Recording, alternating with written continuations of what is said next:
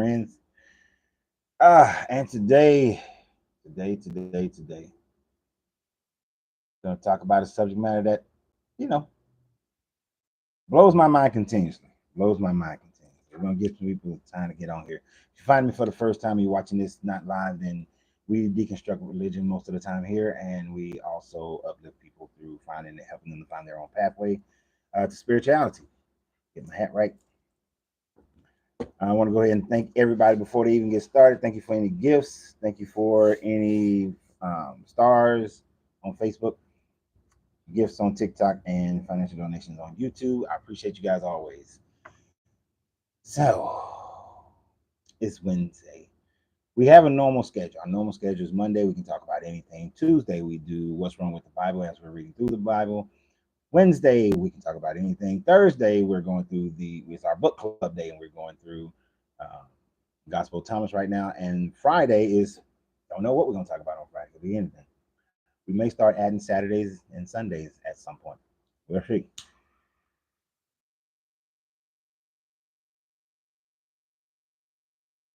Of course, I'm known as Smoking Phoenix Cigar Lounge.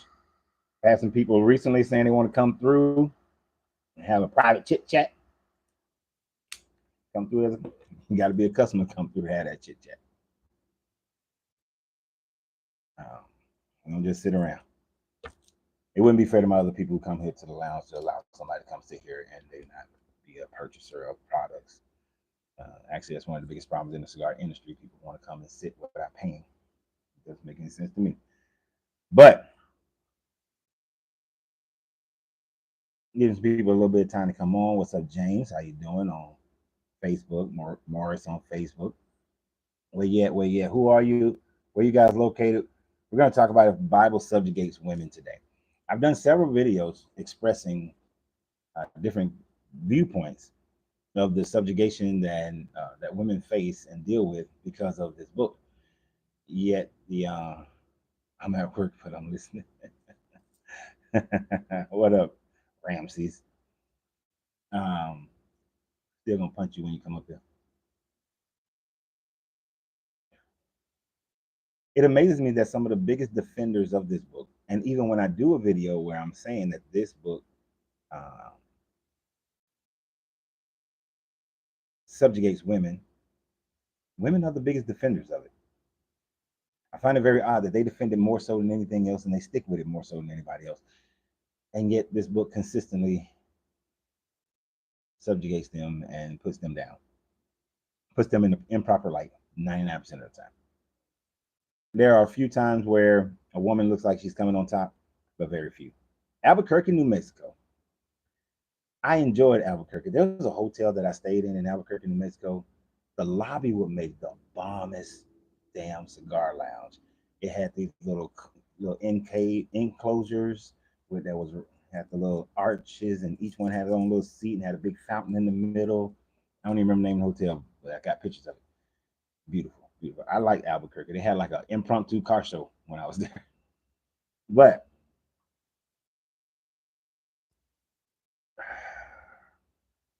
I do struggle with understanding how any woman can defend this book and continue to worship this deity and play the role that this book has put them in.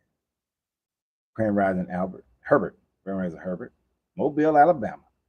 I like going across that bridge up from on 85 into Mobile. I like heights. And I'm hoping that maybe on either Facebook or YouTube, or well, I can't do it on YouTube yet, but on Facebook or TikTok, a woman can come on here and help us understand why they continue to support a book that never puts that, I ain't gonna say never, that's fine, that most of the time does not put them in a good light. I mean, from the very beginning. Now, we already know. This book is written by man. And when I say man, I don't mean like humankind. I mean, it's written by men. It's written by men. What's up, Donald? Grand Rising. And we understand that this book is doctrines were written by men. If you think about it, not one doctrine in the first, and if you count the Old Testament as well, not one doctrine in the first almost 2,000 years was written by a woman. Not one. And even the one woman who gets a book named after her, Esther. I don't think any other books are named after a woman as far as what's canonized.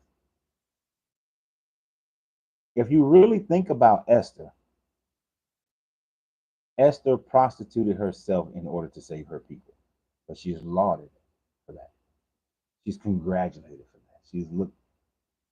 What do y'all think? One.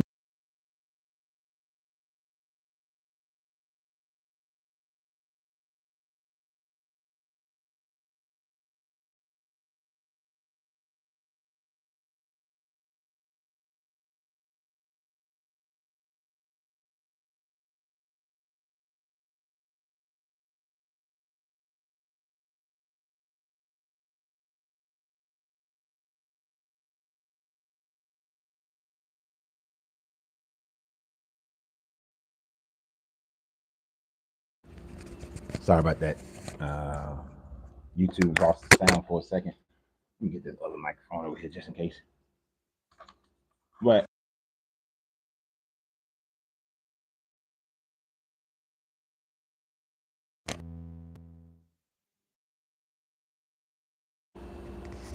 all right, YouTube just don't want to act right now.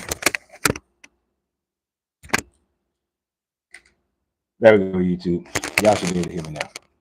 I think that microphone. I thought I charged this one yesterday, but my bad. There's the Book of Ruth. Thank you, sir. Thank you, John. Appreciate it.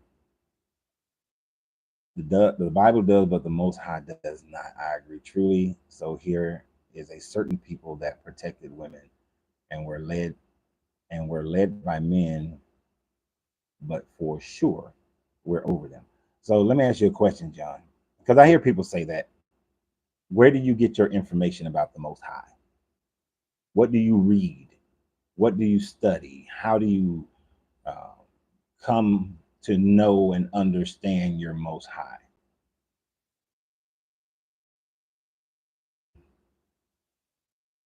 But so we got Ruth, prostituted herself. She prostituted herself in order to get with Boaz, an old man, sugar daddy,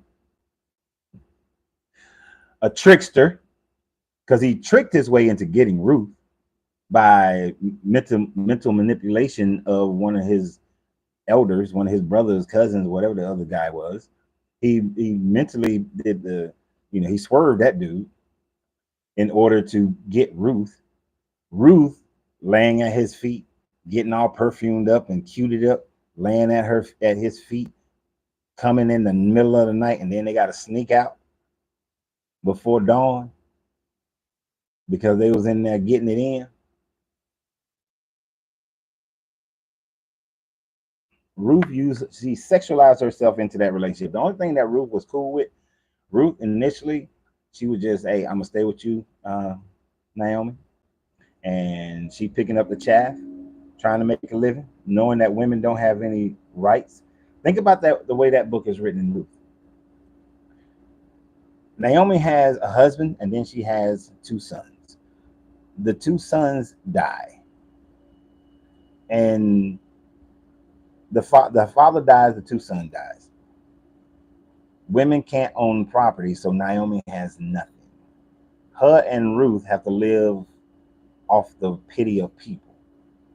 She has nothing. Was raised in Christianity 25 years, jumped into Messianic Judaism up until about 7 years ago. Okay. I was asking that question because oftentimes I get people who say they call the Most High, but they still validate this Most High based on this Bible. You can't validate if you validate the Most High based on this Bible, then you can't say that Most High doesn't subjugate women if it's based on this Bible at all. If the being is out of this book, that being subjugates women in all its rules, all its writings. Because remember, all of this is supposed to be the inspired work of this deity. So back to old Ruthie. She was cool at first, doing what she can do. But women can't own property. The lady Naomi had a husband, 2 sons, and all the land that was still owed to them was taken by her other relatives, but they weren't looking to set anything up for her. She can get the leftovers, but they weren't there to take care of her. So in that story, they skip over the fact that women can't own shit, and Ruth then was left out into their own wits. They had no protection. All right, James, come on up here. We can smoke a cigar together. But they had no protection. Ruth had to sexualize herself into a position of protection and wealth. And then this is where you get the line of David from these people. And remember, Ruth was a Moabite woman. So Israel, the king of Israel, the greatest king, the so-called greatest king of Israel, has Moabite blood. So for all them, everybody, those Hebrew Israelites and all them talking some Hebrew Israelites, y'all got some mixtures up in there, bro. Got her mixture.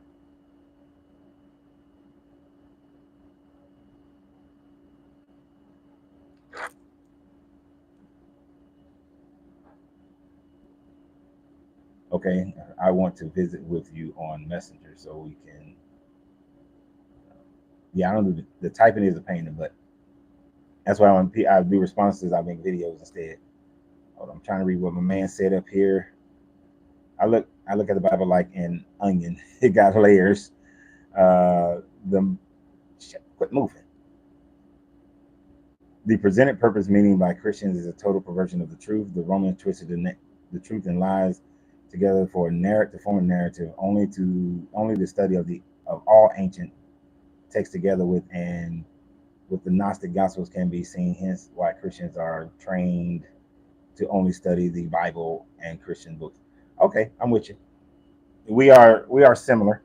That was my process. I went through all the old books, all the old religions. Look around you, and try to fight the nature simp tendencies us ninjas have with. You will see how this. I'm not sure I even understand what you're talking about, Lydia. Look around you and try to fight the natural shit. I can't read. The natural simp tendencies us ninjas have. You will see how disgusting and worthless. I'm not even sure I know what simp tendencies are. I appreciate that, James and Jen. I'm not even sure I know what simp tendencies are because these people keep changing the meaning of stuff so often. I don't even try to keep track of it. But some things that I hear people call simp tendencies, I'm like, that's actually a better man.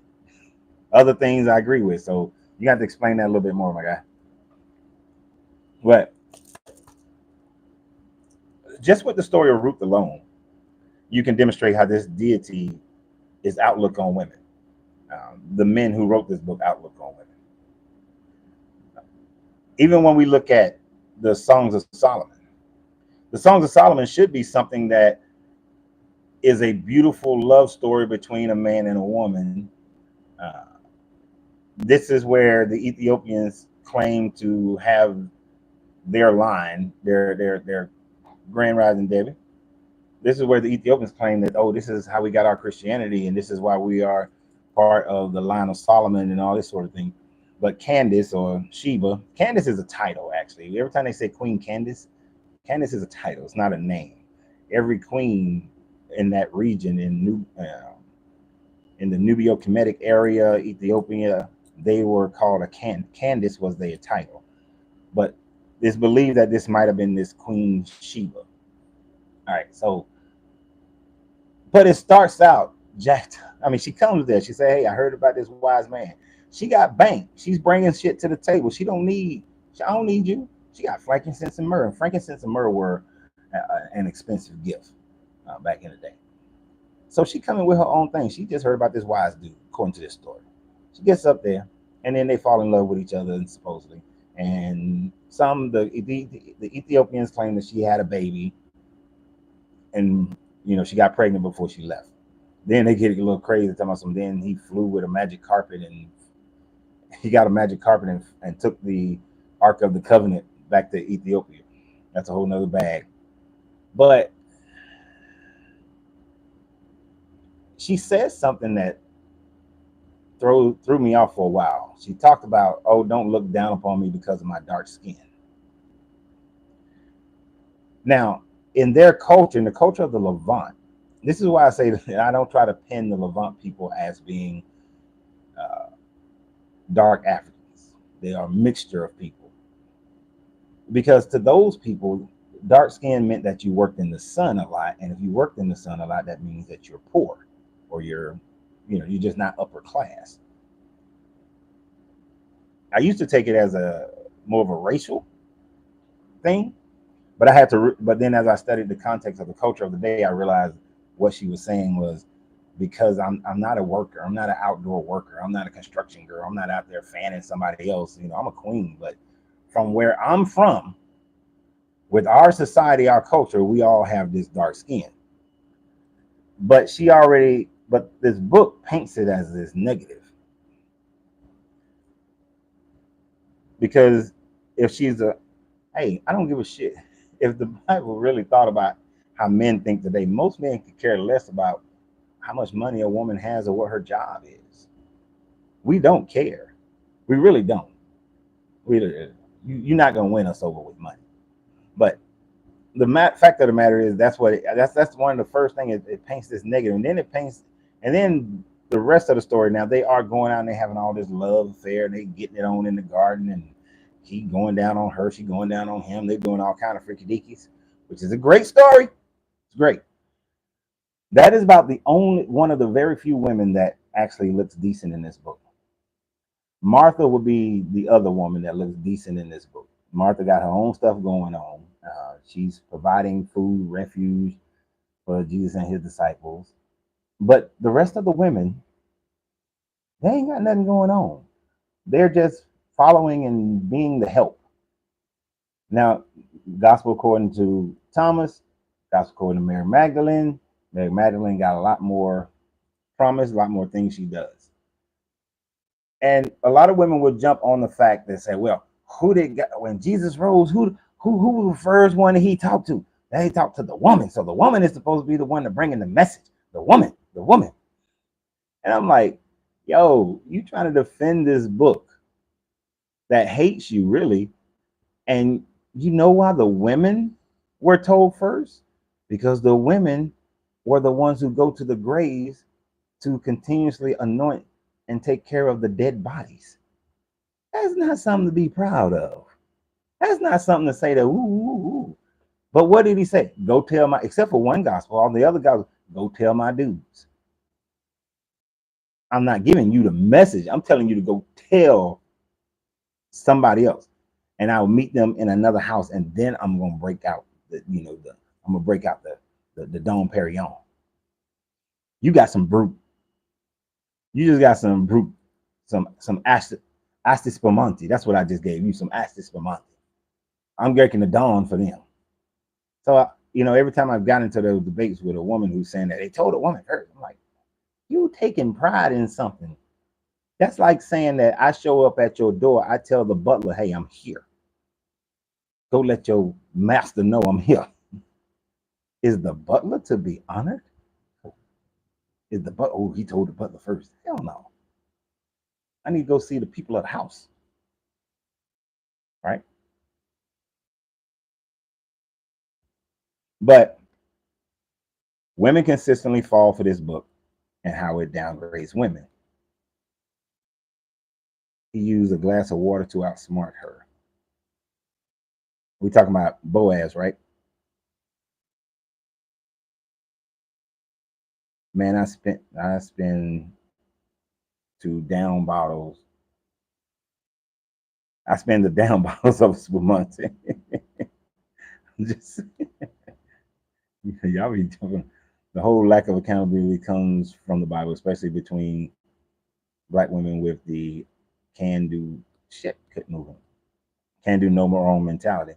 What do you mean by that? Um, I don't want to, Miss Baker Bowery, shit, quit moving. I thought about what you were saying about women and being betrayed. Like you said, the women prostitute themselves to men for food and protection. I believe it is a way of to control a mass people. And if you look at what the scriptures teaches, it is man's own. It is man's own. Every man owns everything. Women and children.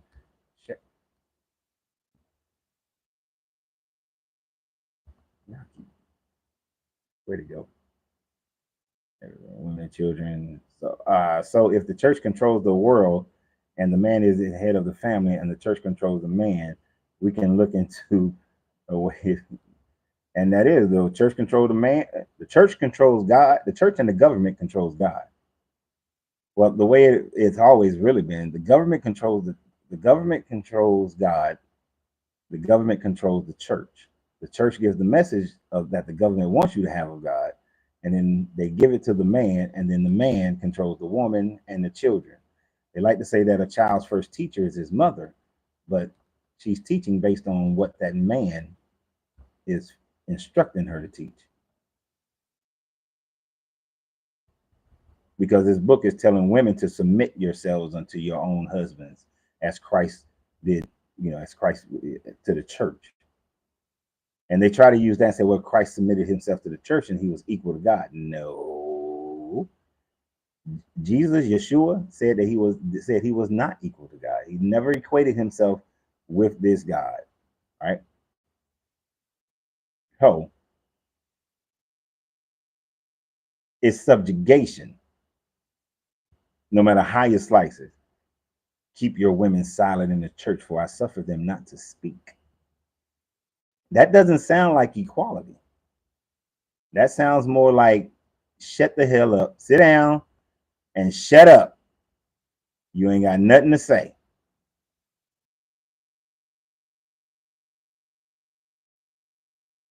Why is this going back up, back up?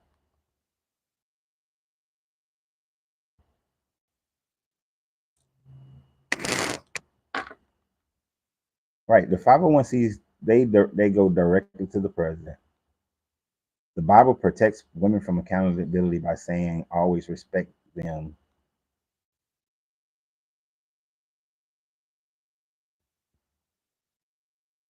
The Bible protects women from accountability by saying always respect them if the even if they're prostitutes. Where? Where are you getting that from? Where are you getting that from? Where are you getting that from, bro?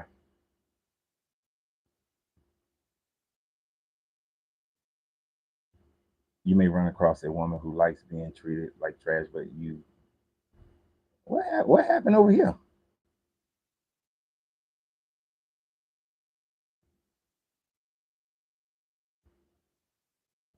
What happened? Okay, I don't know what happened over there. Something happened on like that's the beauty of having moderators.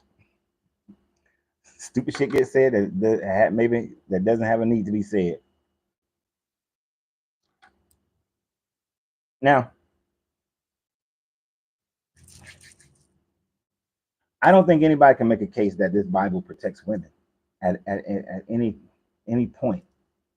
Where do you see this protection of women? Because John, you got to go. Hey, keep follow and subscribe. Share the video. Yeah, y'all need to share this video. Share the videos right now. All everybody, share the videos. But I don't see where this book protects women. It doesn't really. If you're talking, where does it protect a prostitute?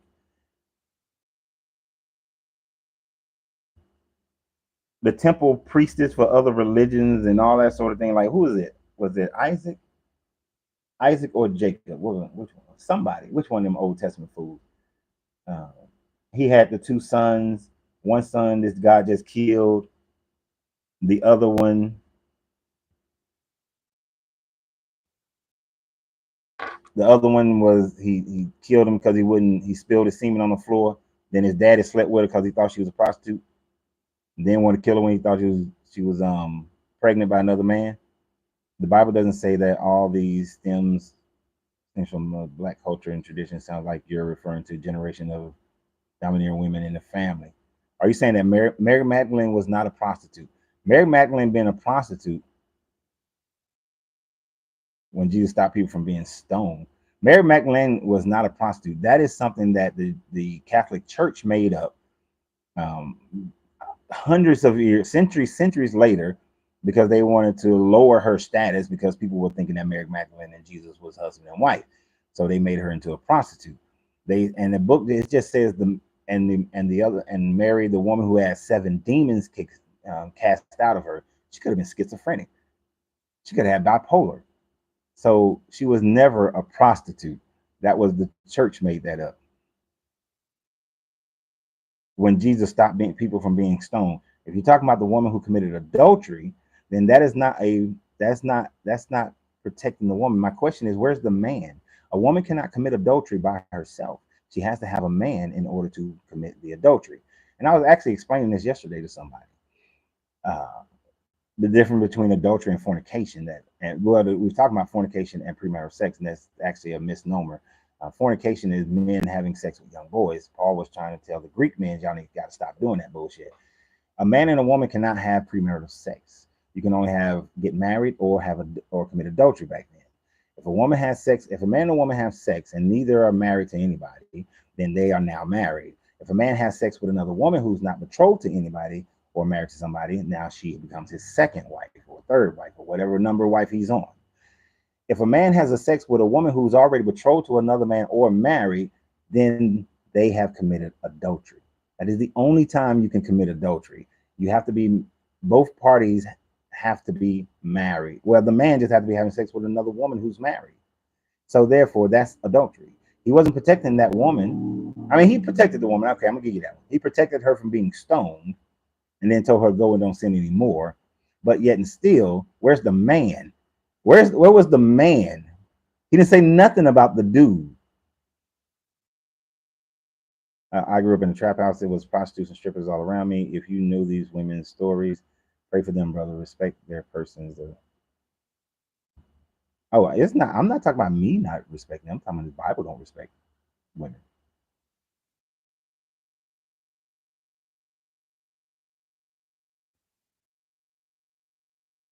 That's the one time he read in the Bible where it protects women.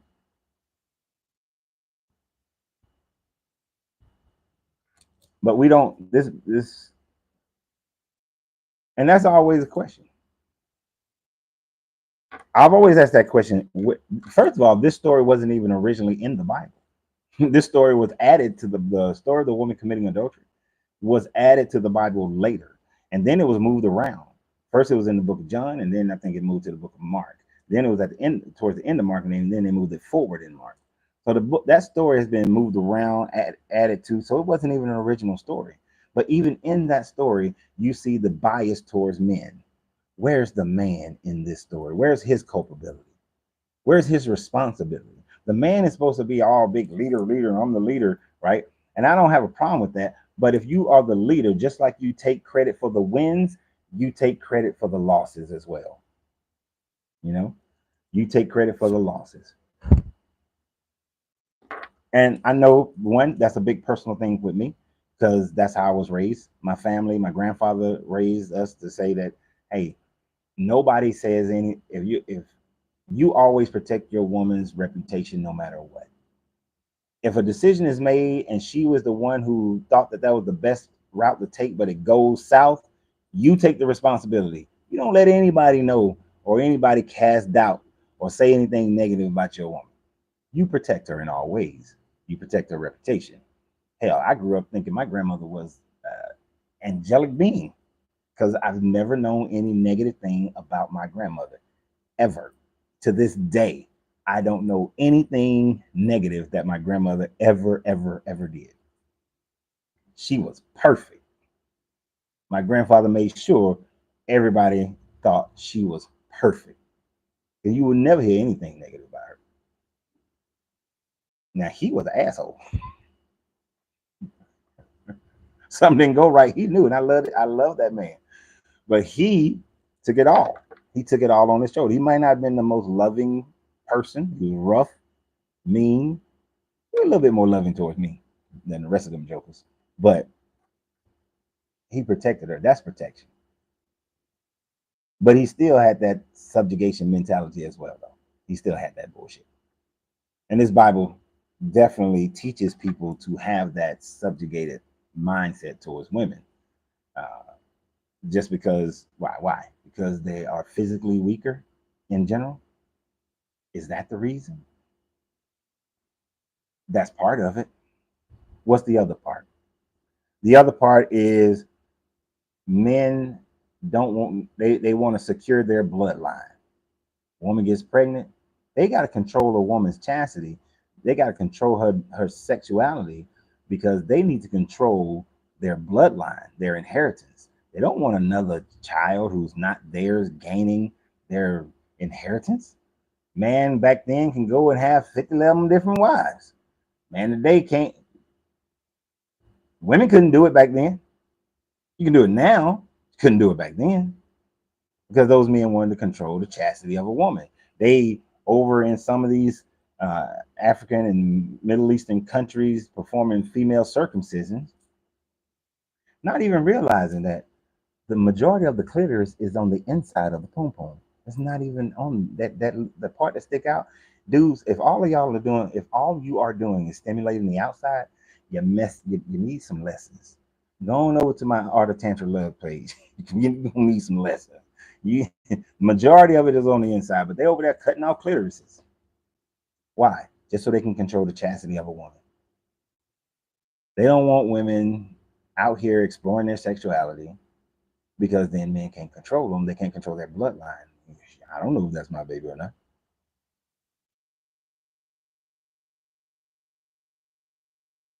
And don't get me wrong, I'm not just. It's some messed up women out there. A lot of some women have some messed up mentalities as well. So don't take it all as I'm just male bashing here. And more than anything, I'm saying, women, why do y'all still follow this book? Not one woman is going to be able to give me a reasonable understanding for them to follow this book. And this book, majority of this book hates them. For every one good instance concerning a woman, I can show them 3, 4, 5 times where it's not a good instance for a woman. Right off the rip. Right off the rip. Adam is chilling. Adam good. He just needed to help me. Got him to help me. What the help me do? She ate from the tree of knowledge of good and evil. Adam been talking to the Satan. Well, not the Satan, because that's not the Satan. In the Hebrew, it's not the Satan. In the Sumerian, Yahweh Enlil is also the Satan. But and which takes on a whole nother theme when you look at Job, and if you place Yahweh as a Satan, then who is he talking to in his heavenly court? He's talking to Anu. But we ain't go yeah, drop that one on in there. But they say that the doctrine goes that Adam, the serpent, didn't try to challenge Adam because he knew that Adam wouldn't break. Okay, but he broke for Eve's pum pum. So you're saying man is strong enough to defend himself against the serpent, but he's not strong enough to defend himself against the pum pum, is what they're saying. Pum pum strong. And as there's a James who come to the lounge would say, it's undefeated. It's undefeated. Because Adam was into bestiality and did not like women. That's why when I put him in Samuel to the test, he knew the animals. Adam named them all because he had been intimate with him. That was, you know, It is interesting the way that it is worded. It says that this deity thought that it is not good that man should be alone and desired for man to have a helpmeet. It's not like he made Eve right then. He first brought to Adam all the animals of the field and see what they would name him, but not one helpmeet could be found amongst them. What are they talking about? That sounds a little bestiality to me. It does. It sounds bestiality. Now you can take it two different routes. You can say that there was not an animal intelligent enough in order for Adam to not feel alone. You know, that it wasn't an animal that he can communicate with, share emotions with, talk to, that sort of thing. You could go that route of intelligence, or you can go to he couldn't find one that he can that the poom poom that he was getting it in with some animals. He was doing some bestiality stuff. My grandmother loved this book. They knew something about this book. They gave it to me, and I found it in Adam in and Amen. Yes, Adam is defined as homosexual, man stealer, sodomy, etc.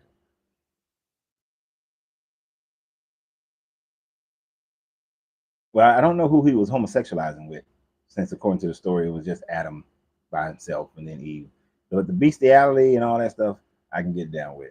I have a tendency to think that he was participating in some bestiality, and then this deity knocked him out, gave him Eve, and him and Eve were getting the poom poom. Now, if you go with the Kabbalic story is that when on the Genesis 1:26, when Adam and Lilith were made at the exact same time, and then Lilith went off. Well, Lilith didn't want to be on the bottom all the time. She thought that she should be able to rock, cowgirl him. So they had that argument. Adam complained, and then Lilith was kicked out of the garden, and then she becomes a demon. Now that is all really based on the Lelutu tree from the Sumerian text. Uh, so Adam, I actually wrote a poem back in the day called "Adam Was a Punk." It was when I was still trying to be Christian, though.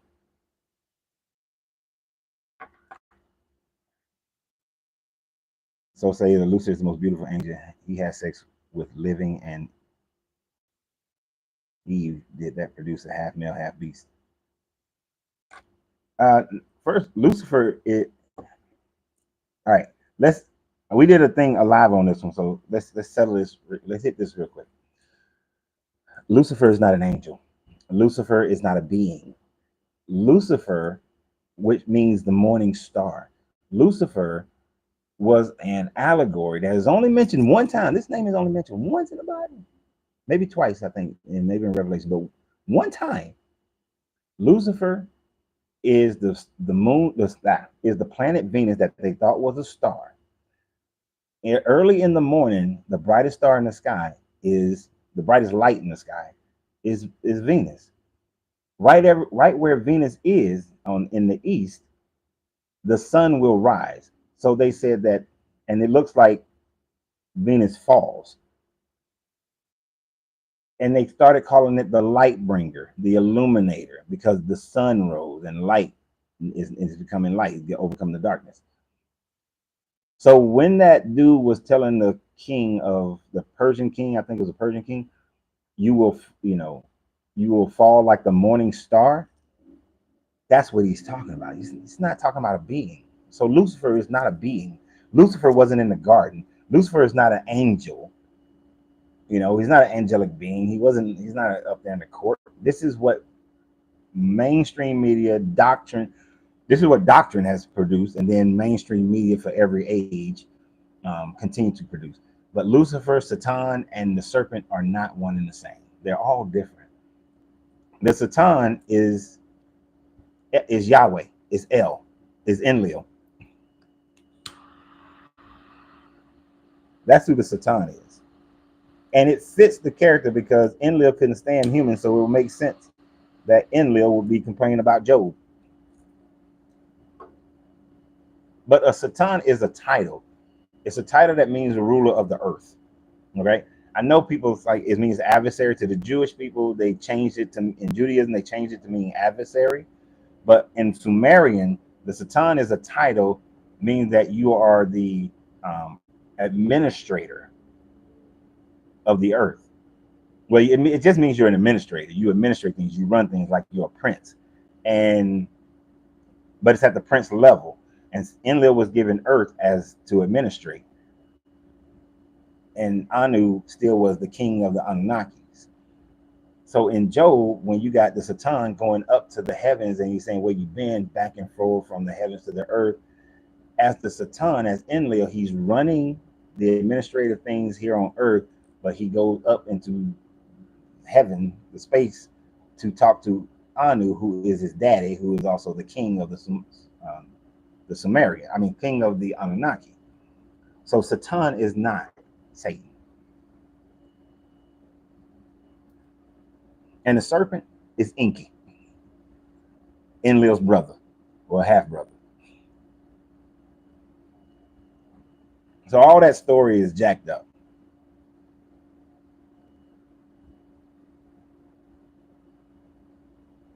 I don't know where you get that from, Patricia. Adam is the serpent talking to Eve. The serpent is Enki. They borrowed the story from the Sumerians. Well, they got it from the Babylonians, who got it from their, Akkadians, Assyrians, up to the Sumerians. But the serpent is Enki at the root of it. If you go all the way back to when the first time is being told, the serpent is Enki. And Enki is the master geneticist that mess with man's genome. If you're following this story, now people change it to make it mean whatever fits them. That's why this whole book is a big propaganda book.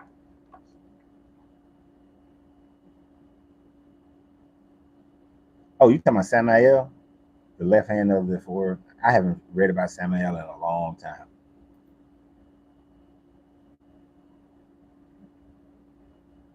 And there are different ways you can structure all of that. But let's not go too far off subject right now. After 12 o'clock is when we go way the hell off subject. Nah, I don't care. I don't care. It doesn't matter. But we don't have this book where, and then after everything's said and done, who gets the harsh punishment? Now all of a sudden Eve is told that she got to be under Adam. She was already told she was under Adam from the very beginning. That's her whole creation. And now she got to have all this pain in childbirth. Supposedly they hadn't had any children yet, so how the hell she know what childbirth is? Right? And then, Adam just got to work all his life. He got to work. And she had pain in childbirth. Right? And this starts the subjugation of women in this book. Because now Adam is her chief. This book is so disrespectful to women that it rarely names women. It talks about Cain, it talks about Abel, it talks about Seth. It doesn't talk about any daughters. When other books, when they're talking about people, they'll say, and he had many daughters, and many daughters, and many daughters, and a daughter, and a daughter. You get very few women named unless they are integral to the story, but they're never looked upon greatly. I don't understand why anybody would name their child Tamar. That's the woman I was thinking about earlier, Tamar. Tamar, one husband dies because he sold, God just didn't like him. Another brother dies because he jizzing on the floor, wouldn't impregnate her. She is sent back home to wait for the youngest to grow up. Of course, she feel like he's cheating her because he is. He's not going to give her him.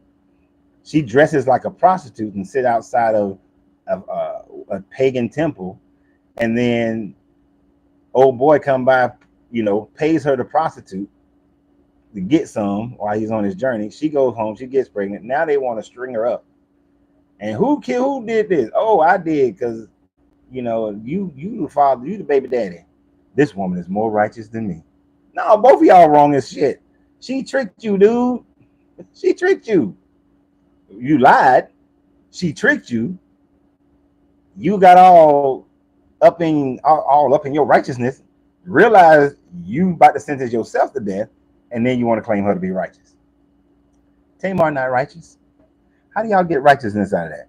In a court of law, Tamar she would have problems as well.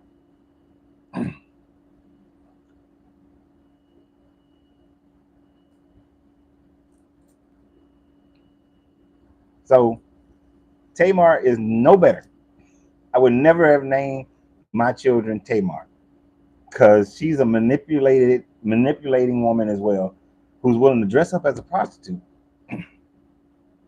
And I wonder if any other men came and got some of that poom poom before old boy got down. I'm just saying, we don't know how long she was sitting there. We don't know how long she was sitting there. We already talked about how Ruth prostituted herself. Hey, my guy, you Libba, I need my moderator to kick that dude off. Who cares about what women think? You should care about what women think. Moderator, if you're available, I know you're working at the same time. Matter of fact, I got it myself.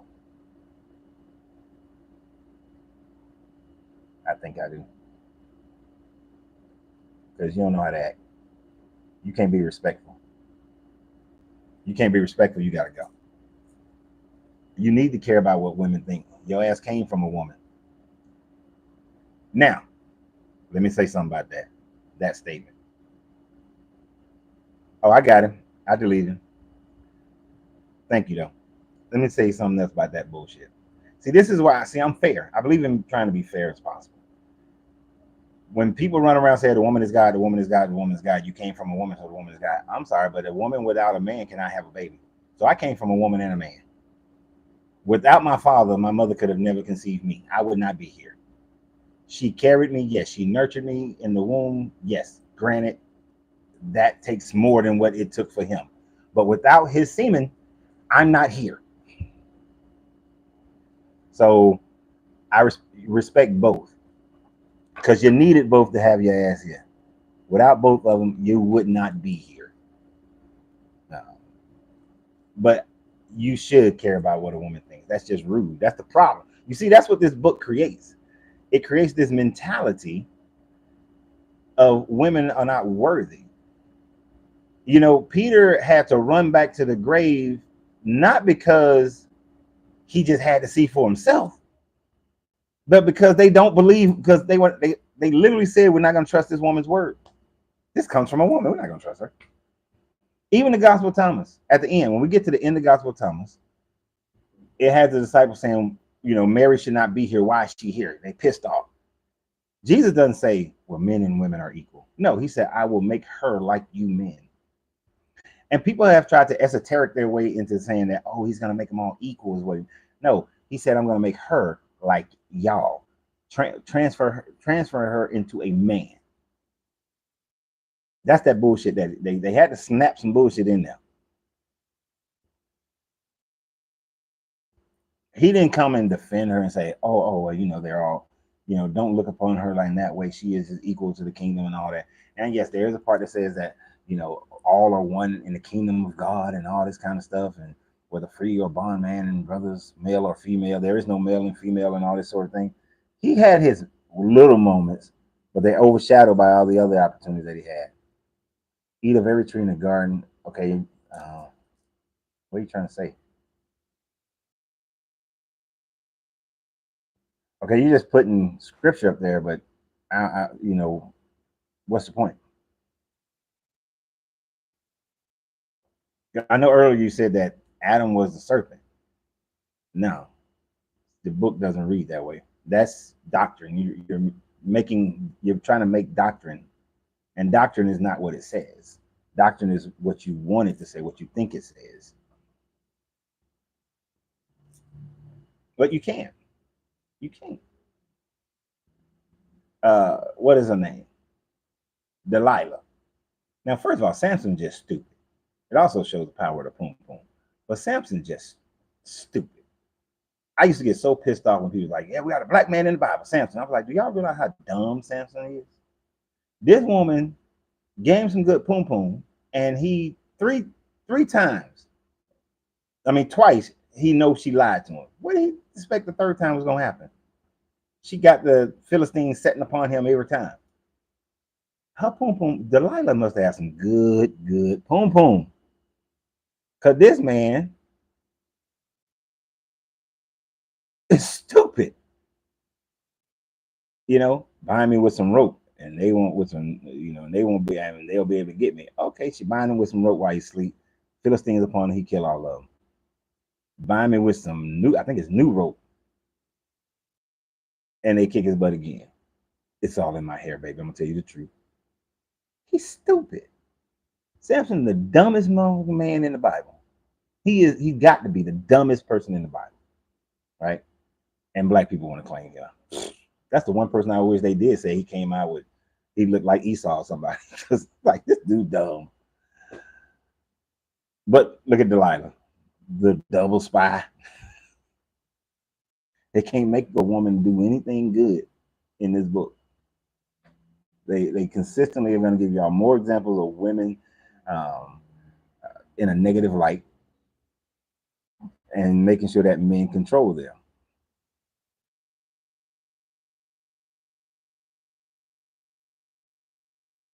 So when are women great in this book? What's Isaac's daughter name? I mean Jacob's daughter name. She's only it starts with a D. But she's only mentioned she's mentioned simply because she is going to be raped. And that rape causes Perez and one of the other brothers to go and trick these other men into getting circumcised. And then while they're trying to recover, then they went and genocided a whole town of people. But the daughter was only mentioned because she was going to be raped, and then they would go and kill a bunch of people. Dana, thank you, Dana. So that's the only reason they mentioned her. Rachel, oh, she's so pretty, but she can't have no babies until much later on. The only reason Rachel, um, Bilhah, who was a slave wife, shit, why am I forgetting these names? Was it Bethany? But anyway, Jacob and his little four wives, two sisters and two slave wives. The only reason they mention is because they having a baby race. They're having a baby race. Leah, Leah, Kaka Leah. And look at how they did that. He tricked Jacob into marrying Leah by saying that usually the oldest daughter is married first. But they say in the book that no man would have wanted Leah because she had a lazy eye. Think about that. And how look at how we still do stuff like that today. Look at how we still do stuff like that today. Oh man, she got a big ass nose, or she got a lazy eye, or face crooked, or she just ain't cute.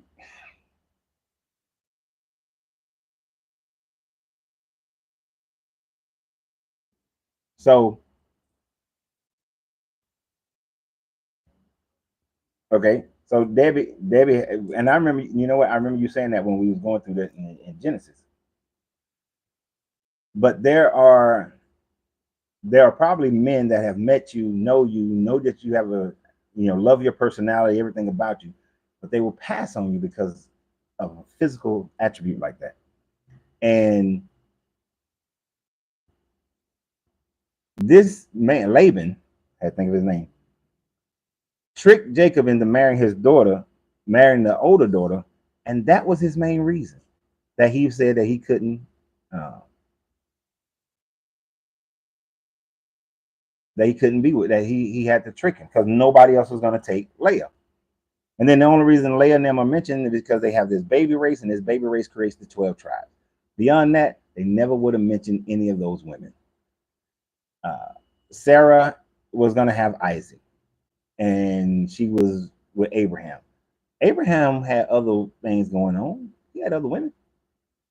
Then he had sex with the slave wife, with Hagar. The only reason she's mentioned is because she's a slave wife that's going to produce Ishmael. And Ishmael and Isaac are going to be against each other the whole lives. And then they have a whole story with them. Women are not the heroines of this book in any form or fashion. They're not given power or control. They're always subjugated. and they always have some secondary purpose as to why they're being mentioned, right? What's wife Lot? What's Lot's wife's name? What is Lot's wife's name?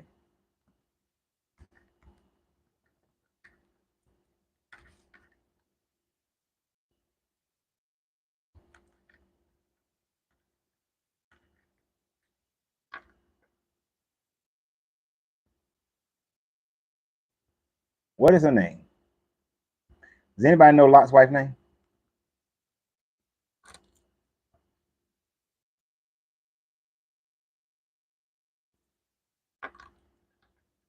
Dr. Google will help you out. What is wife's like? You're actually Mississippi Mud. What's up, man? You know why you don't know Lot's wife's like? Edith and Ado is what the Jewish people started giving her name later on, right? Right. The Jewish tradition, they started doing that. They just started making that. They just gave her a name. She's not actually named in the Bible. In the Old Testament, Lot's wife is never given a name because she ain't important. She gonna look back.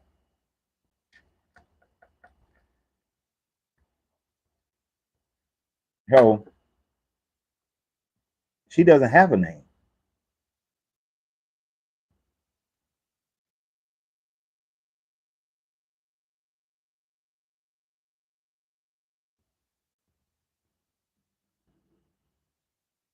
And I don't think his daughters had a name.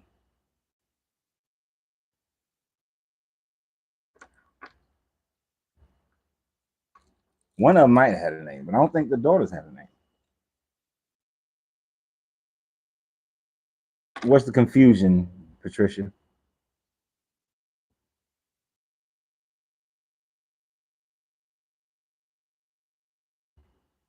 Yeah, I don't think lost daughters have a name. It talks about a palace, but that's in the book of Jasher, so it's not. Mm-mm. That's not part of the. That's not part of the canonized book. I can Dr. Google too.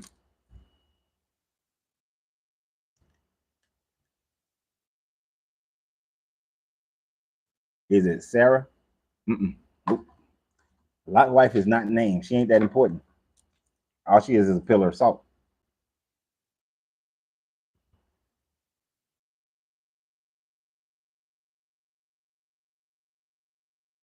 But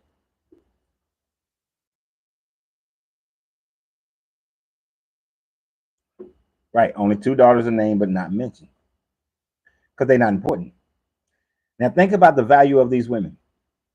You have two so-called angelic beings who come to the town. Now it is custom. You gotta look at this story of Sodom and Gomorrah is not what people think it is.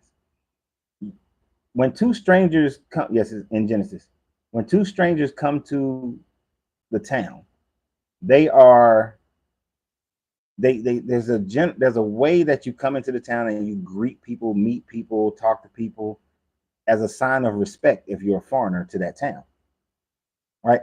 This is you ain't gonna find this in the Bible. This is what you have to understand by studying the culture of the people back then.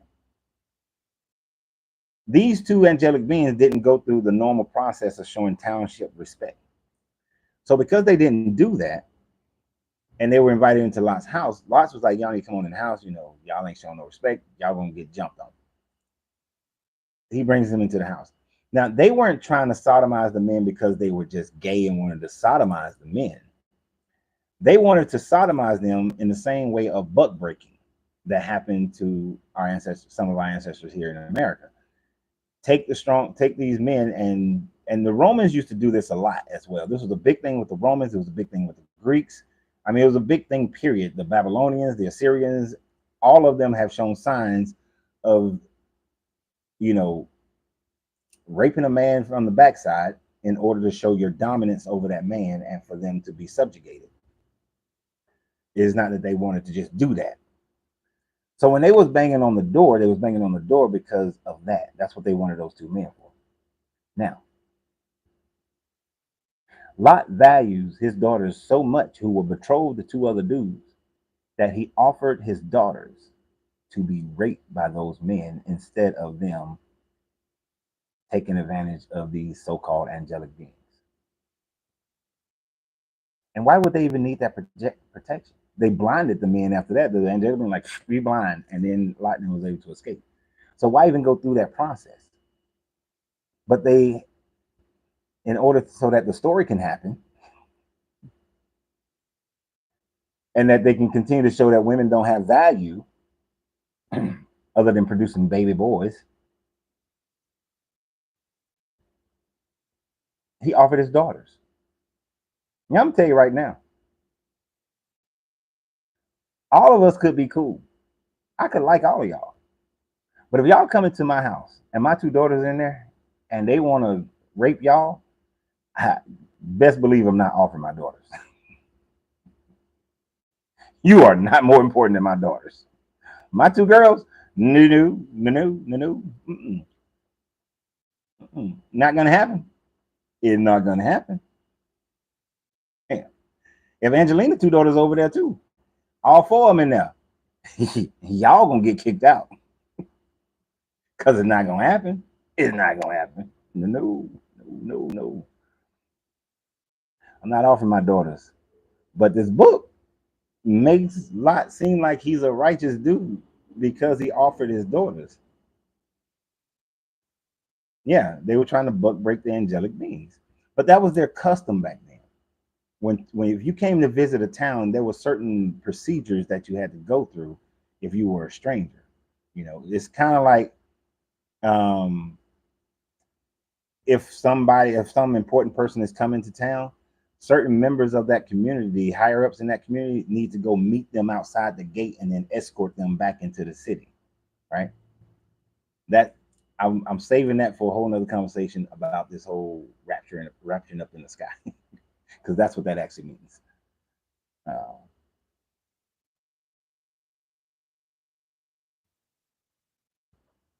So I was just curious. I'm Tate and Strong. We're known for being trailblazers. The Appalachian Trail, Oregon Trail. I don't understand what you mean by that one. You're known for being trailblazers. Okay. Oh, you probably talking. I know you and somebody else is over there talking. My bad. So let me stay out y'all business. You and Debbie talking. Let me stay out y'all business. But yeah, and I mean this book just continues to show that women are important. Later on, you get into, I think, Judges, and you have another gentleman, and his yeah, I get it, Sandy. I realize that. You now y'all fine. Keep talking. You got this other situation where I can't remember the guy's name. It's in Judges, but he bring his wife and his concubine. They go to somebody. It's just a retelling of the Lot story to a certain degree, but this story has a lot more about how it treats women like trash. He comes into the town. The dude is like, "Hey, come inside because the town, you can't sleep outside. The town people will take advantage of you." They come inside. Town people come banging at the door. But see, since this story's been told after the Lot story's already been told, got to make it bigger. Instead, they want to buck break the husband, but since they can't buck break the husband, then send the wife and the concubine out there to the mob. The mob then rapes them to the point that they die, right? They rape them to the point that they die. Then this fool cut his wife and concubine up in pieces, sends them to the 12 different tribes of Israel so that a war breaks out and they go and they massacre and genocide these people. That is just disrespectful as hell to women. And then that story continues, and I'm gonna get the tribes wrong, I'm sure. It's either Dan or Benjamin. You can either flip Dan or Benjamin in these two stories, but one of them don't have enough women. They go and conquer another group, and they still don't have enough women after that.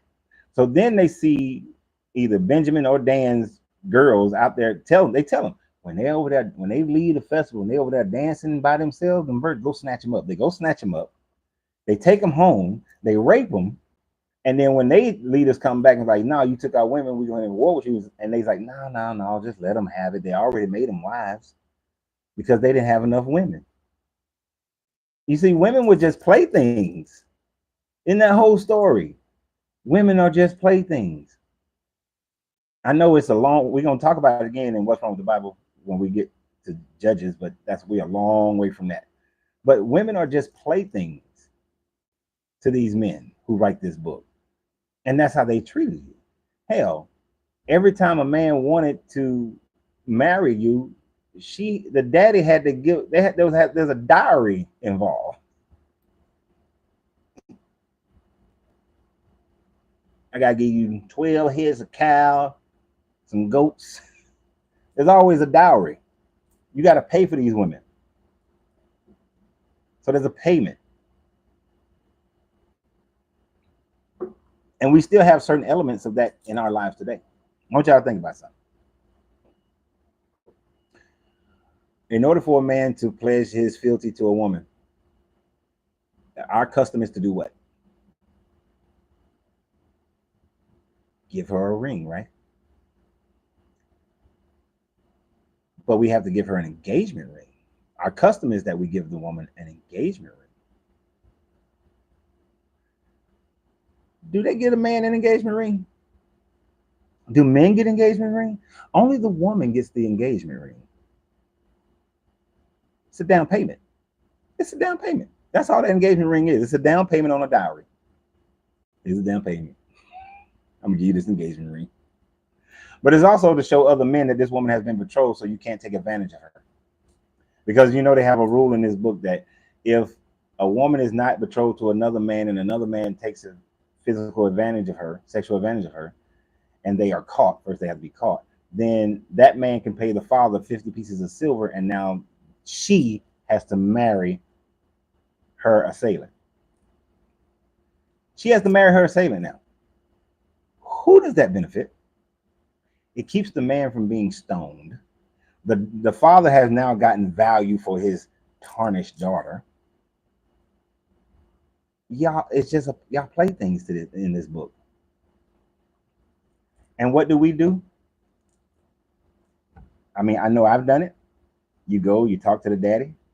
I would like to marry your daughter. They say yes or no, and you have to buy a ring. Here's the ring. Here's my 50 pieces of silver. Here's my 5 heads of goat. And back in the day, women didn't even have a choice. These things were negotiated before the woman didn't have a choice. Y'all lucky today. Y'all got choices. Henson, thank you. Is that both? You mean Virginia Island in the house, or Virgin Island in the house? Y'all got choices today. Oh, look how far we have come. Look how far we have come. Still got to buy that ring. Still got to put that down payment on there. Y'all even got a song. Put a ring on it.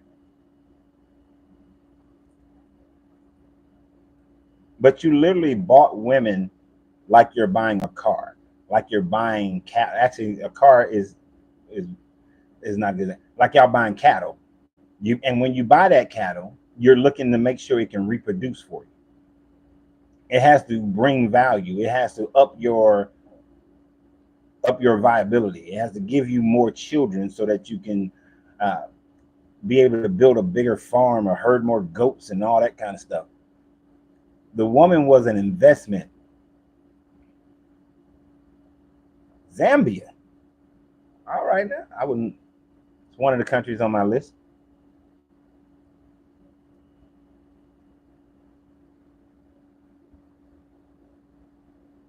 But the woman, that was the value of the woman. The woman had to be purchased, bought.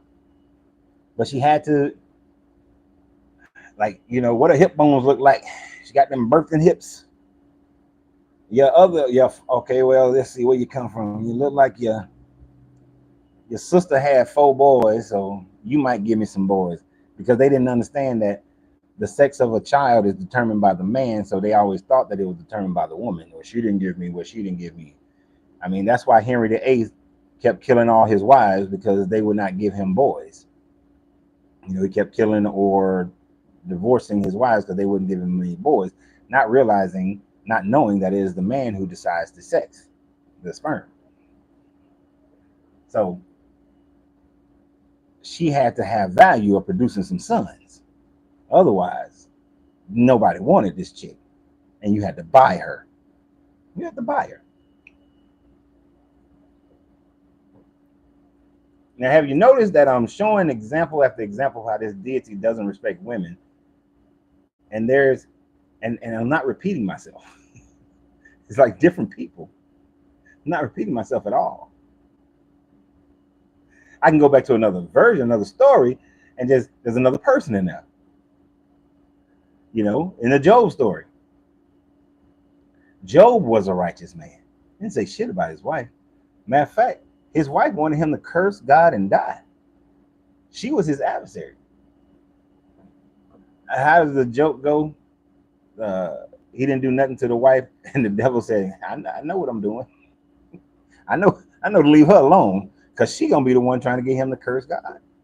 But they showed the wife sitting there coming to Job, you should curse God and die. Can you imagine? Oh, what's up? Belize. Oh my gosh. Nice, nice. Can you imagine being married to someone who, when you're, you know, on your downside, they tell you to curse God? You should just curse God and die. And this fool Job stayed with this woman afterwards. Look, I'm gonna be honest. Once you tell me something like that, nope,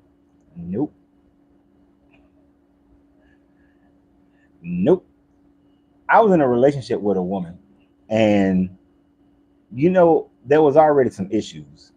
But when I truly knew that this thing was headed for the finality, is when I reopened my popcorn shop, and after she saw it making some money, she then told me, you know, I never really believed in this business, but now I do.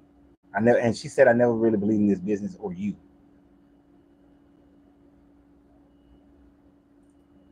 I just, okay. And I started prepping my shit to get this ain't gonna work. This ain't gonna work. But Job, dumbass, she must have some good poom poom, because he birthed out what, 7 kids, 7 more kids or whatever from this woman. He kept that woman. Mm-mm. No sir, no ma'am.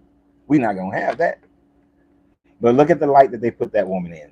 That they could have made her supportive. They could have made her, you know, sitting there with Job, like, Job, I know you ain't done nothing wrong. I don't know why this is going on. These other dudes are trying to say that you sinned against God, but I've been with you this whole time. I know you haven't sinned against God. She could have been his big up. You know, she could have been like, nah, baby, we're gonna stand strong. We in this together. Our two became one. Arrgh. You know, she could have been like that. But no, they paint this woman as curse God and die. You need to just curse God and die, because you done somewhere. We was living nice. I ain't coming to this relationship to be broke. And I killed my children. Nope. Didn't paint it that way. You see what I'm saying? And little subtle, and most people don't think about that. Most people don't think about that. But when I remember reading that story, and I was like, damn, his wife kind of foul. She messed up. What's her name? Let's go to Dr. Google.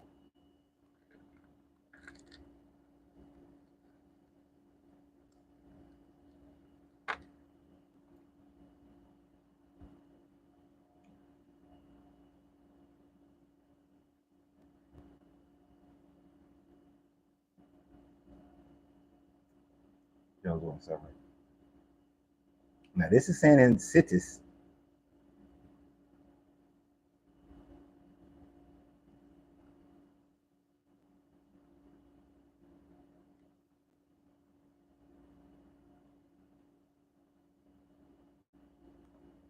Hold on. I think Dr. Google is trying to swerve me a little bit.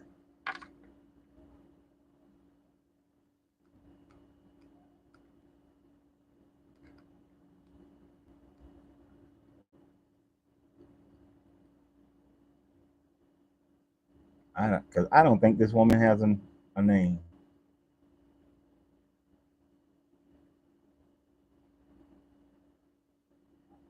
Tradition gives her the name of Citis.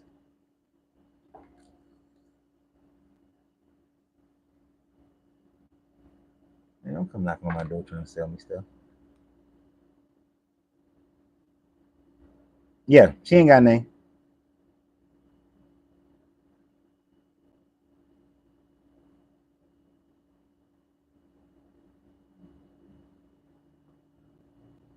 And it's funny how Jewish tradition has tried to give some of these women names. What about if a man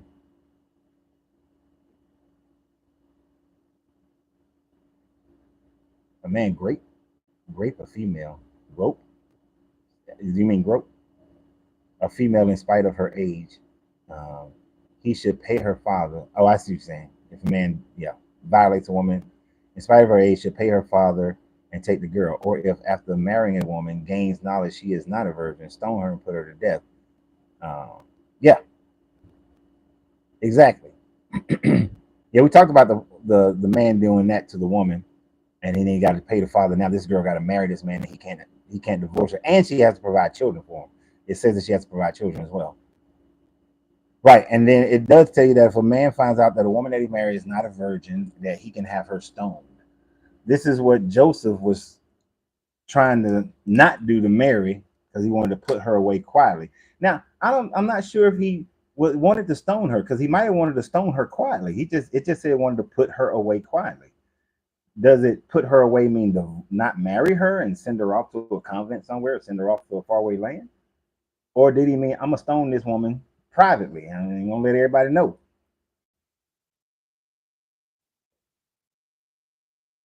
If I had to put some money on it, I would say that Joseph wanted to stone her ass because they don't. You got to be that virgin. You got to be a virgin for these jokers most of the time.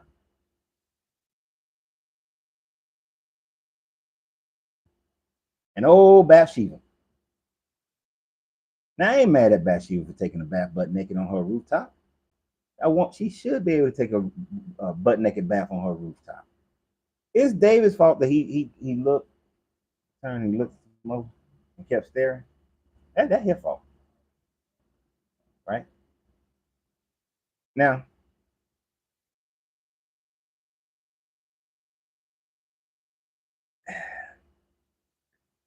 dear woman,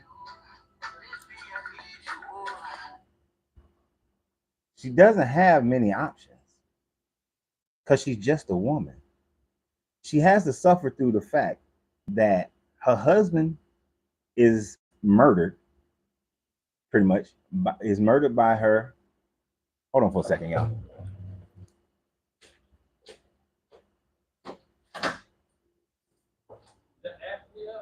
No, F is going to be on the other side of there. This is D2. Oh, okay. So the F is going to be the nursing clinic. So the second door. All right.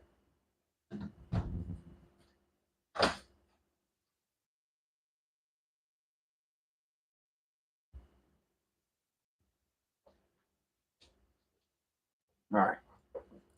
So nobody gives a shit about how Bathsheba feels. Her husband goes off to war. Her husband comes home. Her husband want to go home to his wife, but he can't. David won't send him off the battle and have him murdered. He gets murdered. So then David, now this guy was close to David, so she would have already known David. Then David brings her in. You know, he already now had sex with this woman. So he forces her to commit adultery. So let's get that part first. He forces her to commit adultery. Then she's pregnant. Then she loses the baby. They mourn. Then she has to get pregnant again. He makes her his wife. This woman has to sit there knowing that this man, her new husband, forced her to have sex with him and then had her husband killed. Nobody gives a shit about how she felt about the whole situation. And then she's only mentioned just for that portion of the story. You don't hear shit else about Bathsheba after that, because she ain't important no more. She has no what she have to give. She ain't got no wisdom. She ain't important. We don't need to hear about her. Nobody cares. No one cares about her anymore. Because this book don't care. She was just used. She was used. She was just a narrative tool. That's all she was. She was a tool for the narrative. She was written into the story so that the story can happen.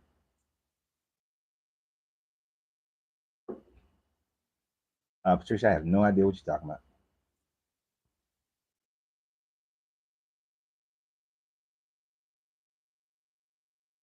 So, we got any other candidates? Because I'm just shooting off the top of my head. This is all just on top of the dome. I ain't studied for this. I ain't researched for this. I didn't even have this subject matter until 5 minutes before I started this. To be honest.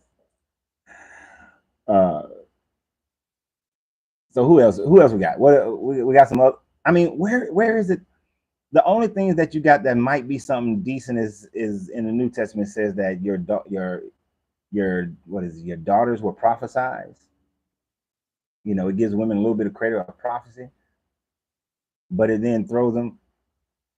See now, um, immaculate, you late. We already talked about Joseph and his baby race rise, where they were having a baby race and how they was picking on Leah and all this stuff. So you're gonna have to go back and see that part. But no, we talked about that, how they just had a baby race and the slave wives were forced to have sex with Jacob. Yeah.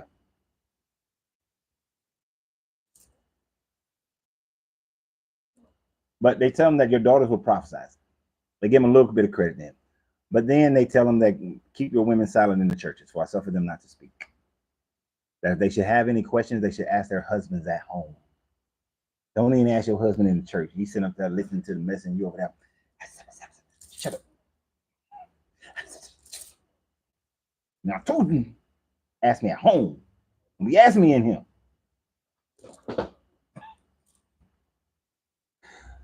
You can't. Yeah, I mean, so they're gonna prophesize in the last days, and that's the part about it. In the last days, they're supposed to prophesy. I ain't seen no signs of the last days, so I don't know why they prophesied. Why they prophesizing right now?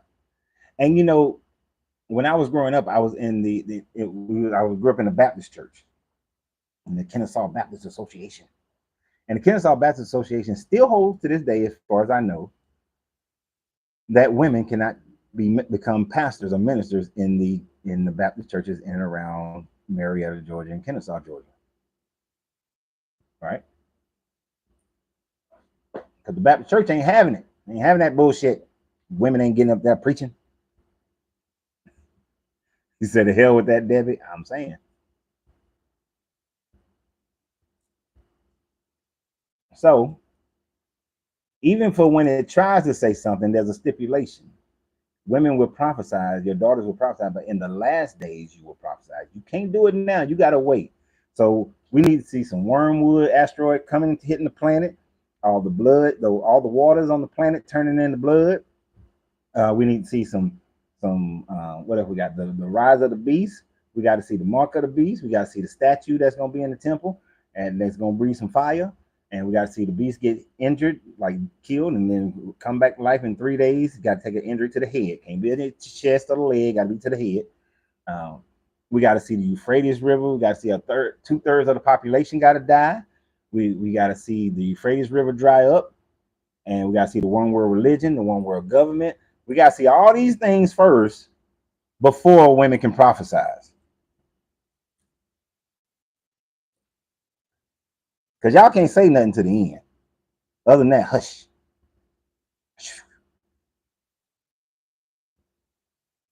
So reduce Eve to a rib.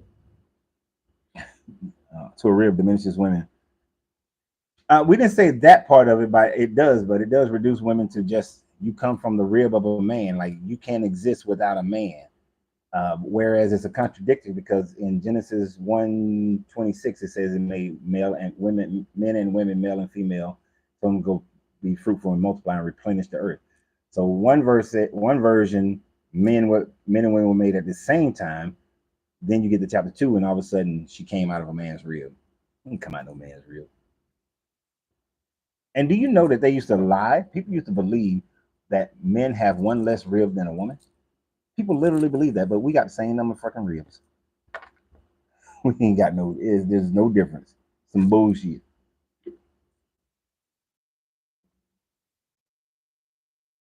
And then I remember in the 90s, a lot of churches were saying that, oh, the woman came from a man's rib, that means came from his side, not from his back. So we supposed to be equal.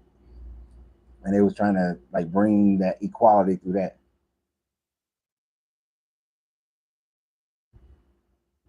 Right. Now I talked about that we all come from a woman's body. We are nurtured in the woman's body, but without the male sperm, the woman ain't nurturing shit. It takes both. That's why when we went through the Kabbalion, we got to the law of gender, or I like to call it the law of generation. Without male and female, nothing can be created. And there's a balance between the two. Each one has its part to play. One is no greater than the other. It's all the same. So there is no the woman is so much better than the man, or the man is so much better than the woman. Hell no. It's all the same. Now, I will say this. Men and women are equal, and I'm stealing this from another guy. Men and women are equal, but the equality doesn't have to look the same. 2 plus 2 equals 4, right? 2 plus 2 equals 4. 3 plus 1 equals what? 4. They both equal 4, so they are both equal in their mathematical formula. But we just got there differently. Men are different from women, and women are different from men. I got banned on TikTok for talking about this. So we're going to see if I don't get banned today. Women you will never see a woman go and play in a man's sport and dominate. It's not going to happen. But we've seen plenty of men go into a women's sport and dominate the shit out of them, which is so freaking unfair. I think it's unfair as hell. You're taking away the opportunity for another woman to be out on the top.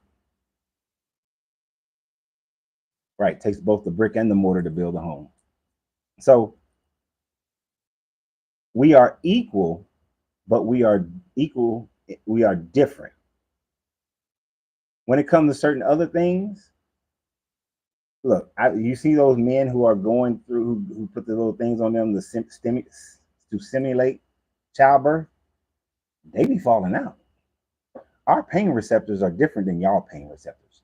Y'all can handle pains that we can't handle, just as we can handle pains that y'all can't handle. Doesn't make one better than the other. It's just we're constructed differently to be able to handle different things. Right? So we don't exactly equal doesn't mean the same thing. We don't have to do the same thing. Now, in other areas, can a woman be a judge?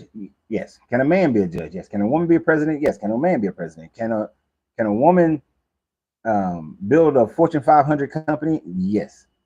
All those things, fine. They ain't got nothing. But there are certain areas where it doesn't matter. But then there are areas that it does. There are areas that it does. I had to take this woman into what was supposed to be a low-level combat situation. Basically, nobody expected anything to happen. I would be one of those few fools that something actually happens. She froze, and I had to throw her out of a window. Well, we both had to go out that window. But we would not have had to go out that window if she had done her job. But we had to go through that window. All right. Now, I saw another guy. He didn't freeze, but he had moral issues because the assailants were teenagers. And I was like, bro, It only takes 16 pressures to pull the trigger. The gun don't know who's holding it.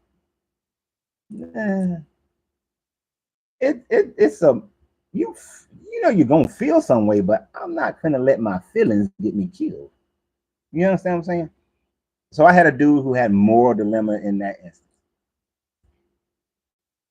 But let's say in the situation where we had to jump out the window, we was in a small room. All right, we've been attacked by a person, and we've been physically attacked. If he had attacked her first, the size and strength of this dude, she would have died. He would. If he would have attacked her and I wouldn't have got a chance to get a shot off before he would have been able to probably get a deadly wound before I would have got a chance to get a shot off.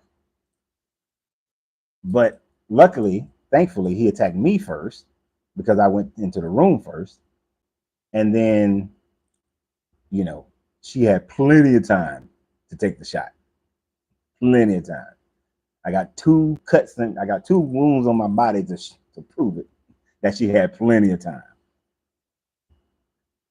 It's just certain areas. That's all I'm saying. Sports is a great way of viewing it because, you know, I was watching this thing and I think it was in England, and they were showing that women can pass the test to become firefighters. Women can fail the physical test, whereas men can't. That's bullshit. That is certainly bullshit. Because if the woman can't knock down the door, people die. You see what I'm saying? No, it's bullshit. Anyway, I ain't gonna stay on that one too long. Bono of YouTube saying, "We are one, but we are not the same. We get to carry each other." Yeah. Most women's sports are offshoots of men's sports. They are. In the book, wait a minute, where we at? In the book, during certain migrations, the men were told to loot, destroy, and eliminate the elders. Ah, yeah, but keep the young virgins for themselves. Age not specific, and worse, how they would know that it's a virgin. They put that finger in there to see if the hymen is still there. That's how they know if she's a virgin or not. They check the hymen. And think about that. In all the genocides, in most of the genocides, I'm gonna say all, but in most of the genocides that are perpetuated throughout this Bible, and we've already been through a few of those genocides in Exodus, where they are, and there's some more that we're going to go through as we're doing this on Tuesdays of What's Wrong with the Bible. They are constantly told, whether it's Saul or Moses or Joshua, kill all the men, kill all the men, the fighting men, kill all the old men, kill all the baby boys, kill all the women who've known a man, but keep the young virgins for yourselves and make them your wives. How do you make them your wives? You get the poom poom. Now they will wait until the girl has her first menstrual cycle before they get the poom poom. So you got this little 5-year-old girl. You're gonna make her a wife. You're just waiting for her to come of age 10, 11, 12, 13, 14 for her to have that first menstrual cycle. After she have that first menstrual cycle, this grown ass man is finna take advantage of her and take her poom poom. You have some of them who are already 10, 11, 12, 13, 14. They immediately taken as wives. Because your only value is your virginity and your ability to produce sons. That's it. That's it. That's it. Hell, my man had brought up Mary Magdalene. She was never considered, nowhere in the Bible does it say she was a prostitute. It doesn't even give the name of the woman who was a prostitute. But the Catholic Church merged that woman with Mary Magdalene. Only thing it said, I think, harshly about Mary Magdalene is that she had 7 demons inside of her. And so they made her into a prostitute. Like I said, she could have been schizophrenic. Multiple personalities. That doesn't make her a prostitute. Not even slightly.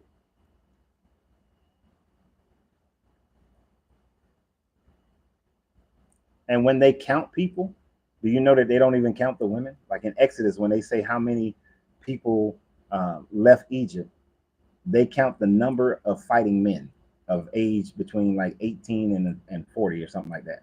Those are the only ones who are counted, which is why they come up to like 600,000. Historians and have looked at and said, okay, if there's 600,000 men, fighting men of these ages, then there had to be a certain number of younger men, older men, and women. The women weren't even counted. They're hardly ever counted. They don't count women. Y'all don't even count for a census. They don't count y'all.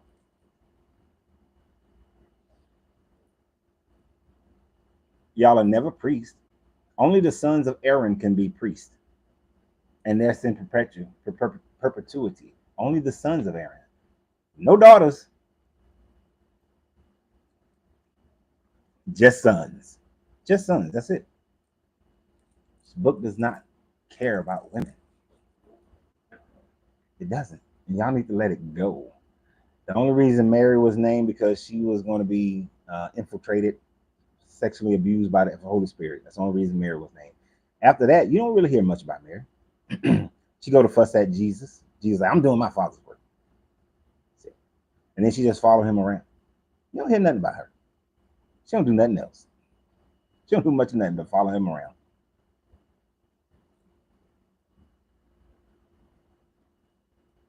Men compete with sometimes deadly consequences. Sports teaches us to collaborate with some while competing against others. Sports also teaches men lessons about honor and respect. It does. And I don't think there's anything wrong with women's sports. Women should have sports. They shouldn't be competing. You ain't gonna never see. You get Serena Williams admitted herself that if she tried to play the men in tennis, that she get mollywopped. She was like she get killed. And she even made a joke, said the match may last 5 minutes or 10 minutes because it'd be over. It'd be over. She could, and Serena's probably one of the strongest women tennis players that's ever played the game. Can't handle it. But I was loving this show, The Queen's Gambit, and I think it's based on a true story. Came to chess. That little girl was whooping them dudes' butt.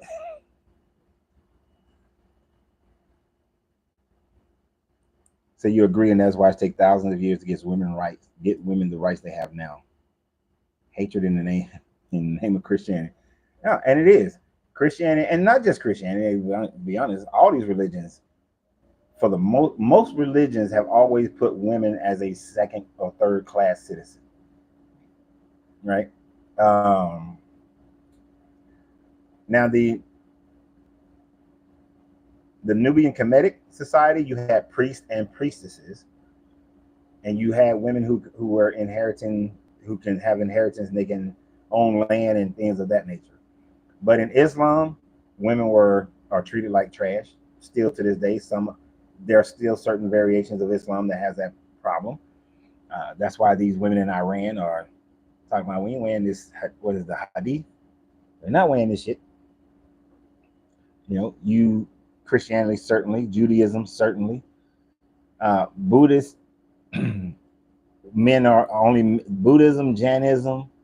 Only men can become monks. Women can't be monks for a long ass time. I think now you're starting to see certain ones. I think in Tibetan Buddhism, I think a woman can become a monk now, or has been a monk for a while.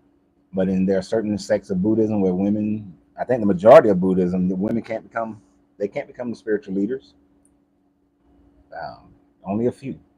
Some of these ones you see though are ones who are not. They just declaring themselves to be monks. Some of them are not like technically authorized monks through the religion, right? So most of these religions are still subjugating women. Most of them do. Women are not valued. The Taoists, they don't subjugate women. Men and women are equal in Taoism. I think Shinto subjugates women. I don't know all the religions, but most of them, they subjugate. Ain't right. Mentally, they're cannibals and beast too jealous and control issues, using penises as weapons. Yes,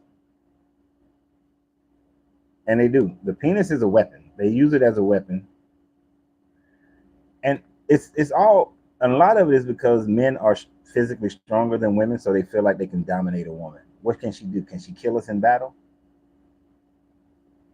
Can an army of women, especially in their age, their style of fighting, can a army of women, can they, with equal weapons, we're still gonna lose. They're gonna lose, right? For the most part, you have very few instances. I know we have what the Dahomey with their women warriors. Those women proved to be very capable fighters. And that's where you get the idea of the Amazonians from. But on a whole, that's not going to work.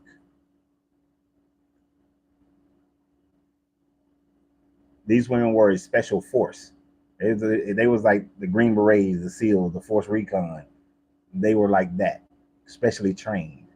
But they were all considered the wives of the king, right? The king still, they were still subject to the king, and none of them would ever have more power than the king. Do you know how difficult it would be to raise up an army of women like that?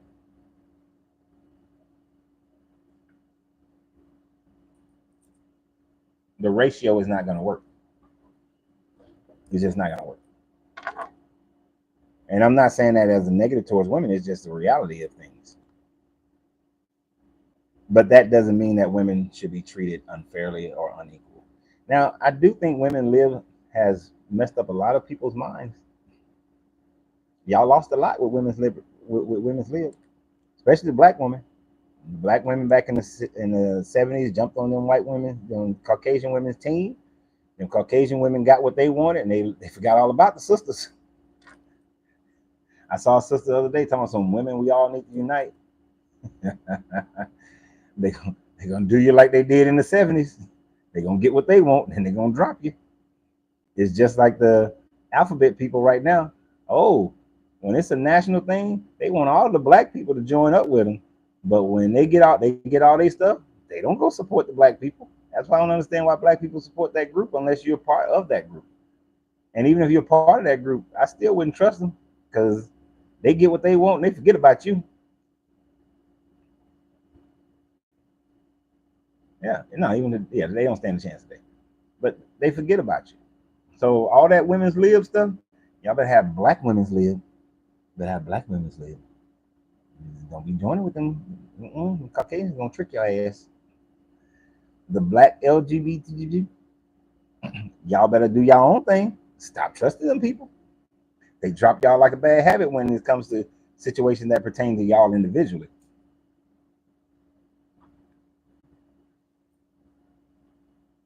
Ain't gonna work for you. Ain't gonna work out for you. Oh, it's past 12 o'clock. So any subject matter you guys want to talk about, we can talk about it. But stop trusting. Let me unlock my door.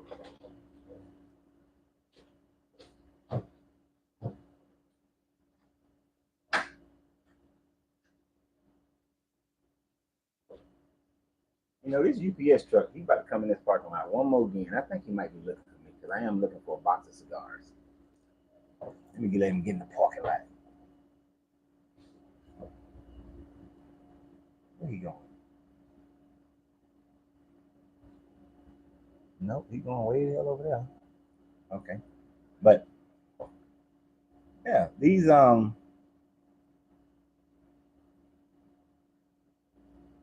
can't understand. And maybe in the comments after this is over, somebody when they're watching it later, they're gonna be able to explain how this Bible loves women,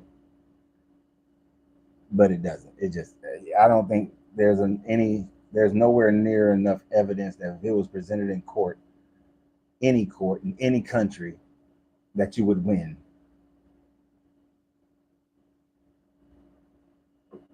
Because it just simply doesn't like women.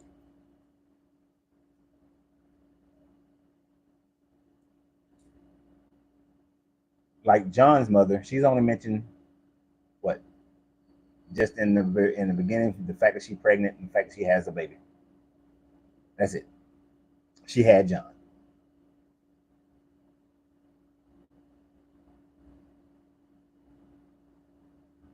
Men we physical, so women got to be manipulated because we're egotistical as well. Yep. No, they don't read this book, Debbie. You're absolutely right. Most people don't read this book, and certainly women aren't reading this book. And when they do read it, they're reading it with rose-colored lenses because they're reading it already deciding that they're going to love this God no matter what.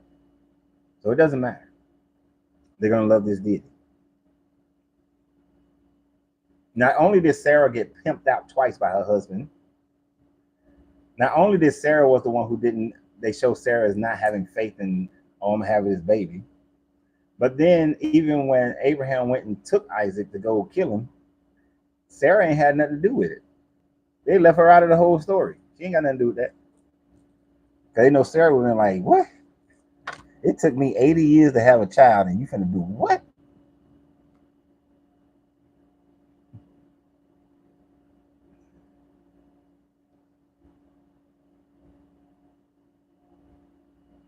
But you know, when it comes to laying with a woman, the rules become different. You got to do this for an hour before penetration. That's the Torah, Hindu, Kama Sutra.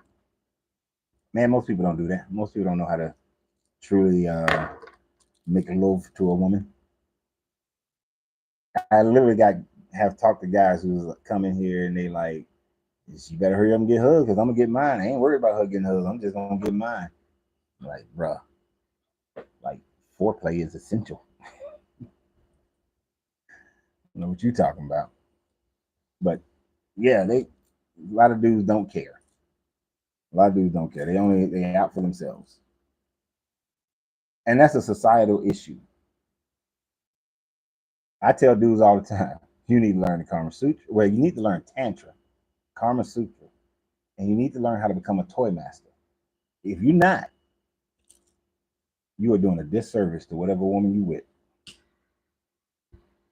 You need all three. All three. That Tantra gonna teach you how to energetically connect with the woman as well as be able to last longer. That Kama Sutra gonna teach you how to get them. Well, Kama Sutra is actually part of Tantra. How to get the right angles so that you can actually touch a woman where where she's gonna be most beneficial, and then be a toy master. Keep that shit from being boring. And one day you're gonna get older. You need to, you're gonna need some tools, some help. Mm-mm. They don't understand the power of a woman's nectar, bro. They sure don't. They sure don't. Sweeter than any honey.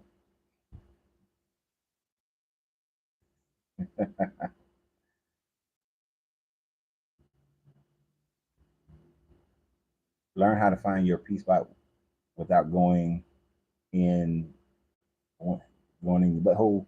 Once you learn to pinch that off, oh, and that's part of it. Yeah. Mm-hmm. Got to learn how to squeeze that thing. Because most people don't realize the male penis actually goes deeper within the body, and there's a certain part of that that's near your anus that if you learn how to control that area, um, you can prevent yourself from releasing. And but you got to do it before you hit the 80% level. You know, when you can let it rise up to 60, 70, but if you go past 80, you're done.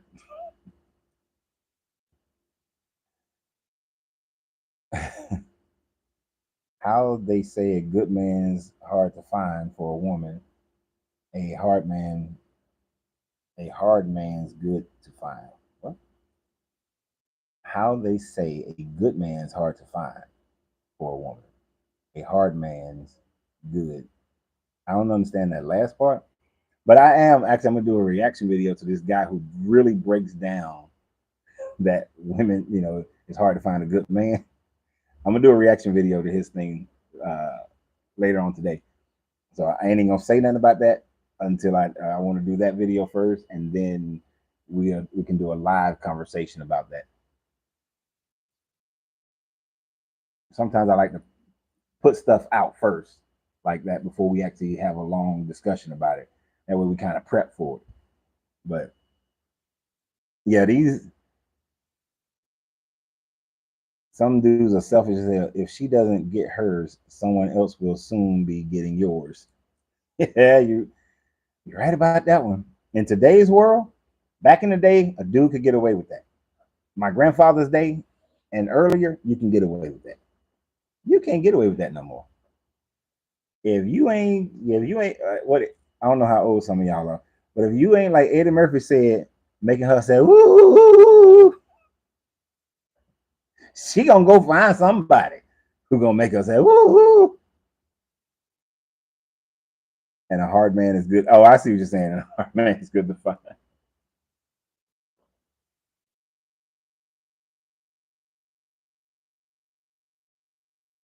Said you just lost your turn. Exactly.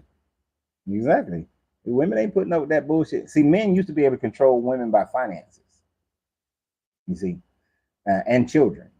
Most people don't realize that prior to the 1950s, it was more likely that if a man and woman divorced, it was more likely that the husband get the kid. Now it is getting back to that type of mentality where the judges are now saying who's ever the best situation for the kid is where they're going to go. For a while, between the 50s up till around 2000, it was more the woman was automatically going to get the kid. But now the judges are back to it's just who's ever the best situation. That's who gets the child.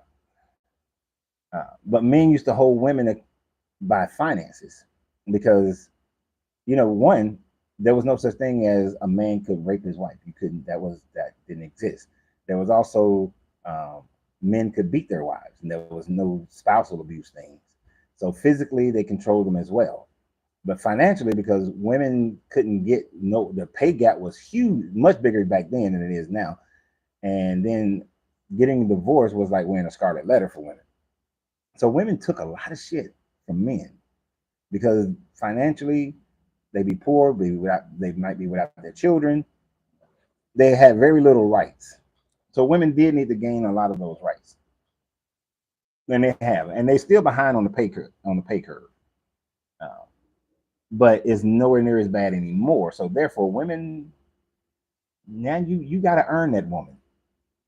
And like my grandmother used to say, whatever you did to get her, you got to do twice as much to keep her. Now that go both ways now.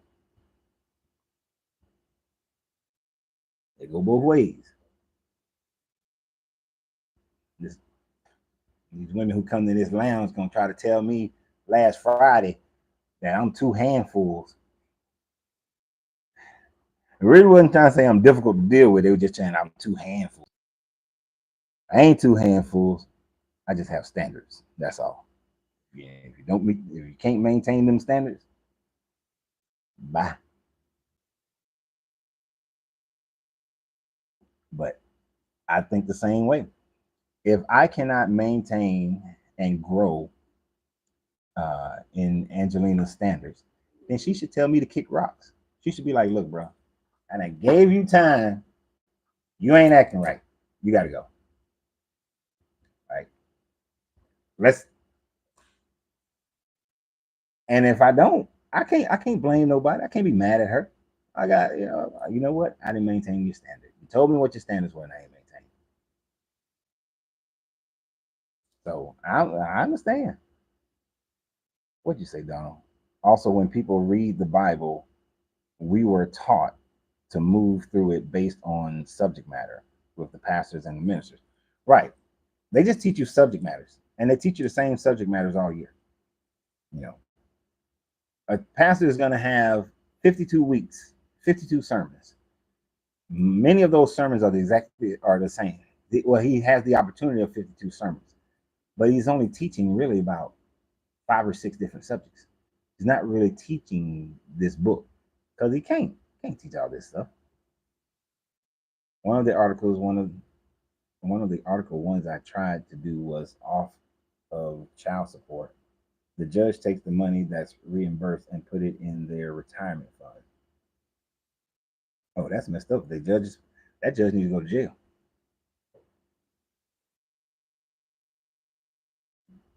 How does the judge get it and put it in his retirement fund?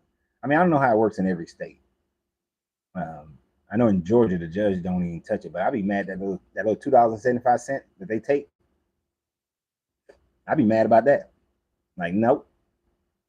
If I pay $700, he should get all $700, not $697.25.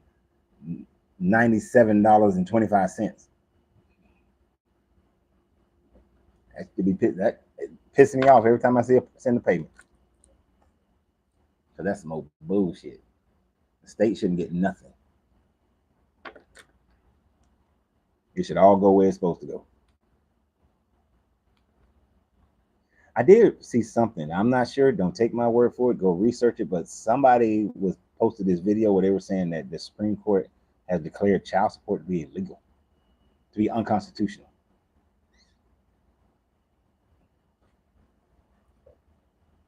I don't know if that's gonna fly. And then what else was I told? Yesterday, a guy in here was telling us how it just came out that from now on, you got to have a DNA test before you can put somebody on child support, and they're gonna want to start DNA testing people right after the baby is born. And he said that if you have a one night stand, what you saying? Hell no to, Debbie. And if you have a one night stand, then a person is not going to be held accountable for child support off of a one night stand. I don't know how true any of those things are.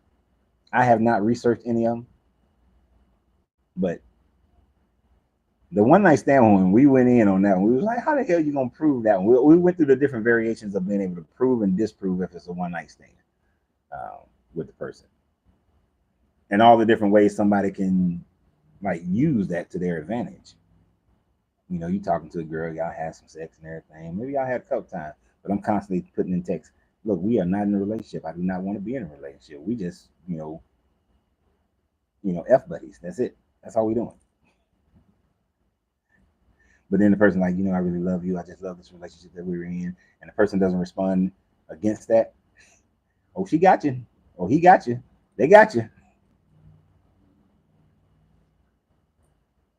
But I don't know if the lady who was saying it's unconstitutional, I don't know if that's true. I don't know about what the guy was saying about the different, DNA testing now at every birth. Although I do like that. I do agree with that one. Because he was saying that that they discovered that 1/3 of the people who were paying child support were paying it to people who weren't, for children that weren't theirs. That's a lot. I do know that in Texas, and I think it's still done this way. A woman can just write your name on the birth certificate, and then you would have to pay food. I had to pay. He wrote something about food stamps, so it caught my attention. You would have to pay child support, and she can just write your name on there.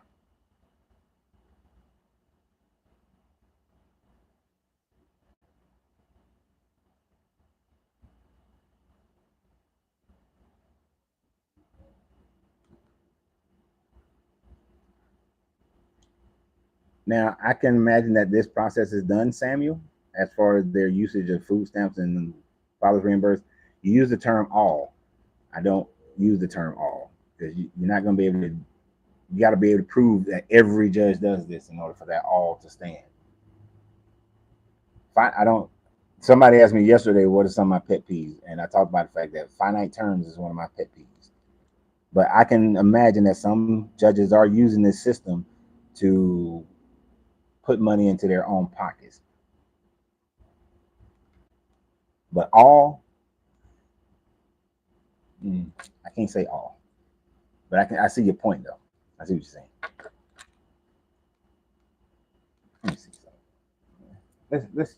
Let's check in with Dr. Google for a second. We're gonna find out some information real quick. Oh shit, that came up real quick.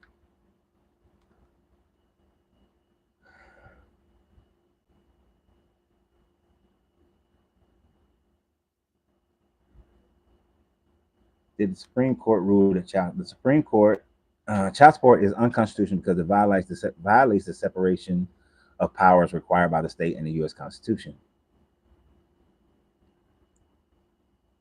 Division of powers.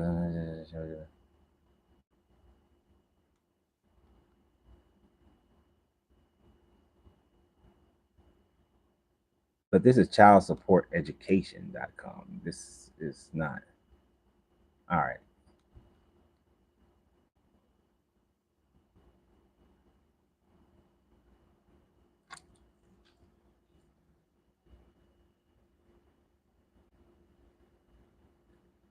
Administration child support process constitution and impermissible transfer of judicial power to the executive branch in violation of the separation of powers.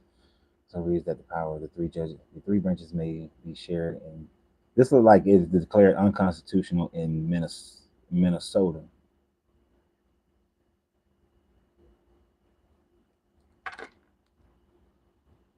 So it looks like if you're in Minnesota, child support might have been declared unconstitutional.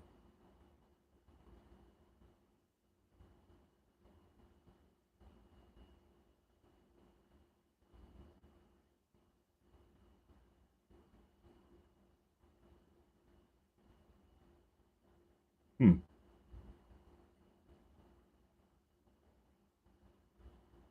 Yep, look like in Minnesota it's unconstitutional.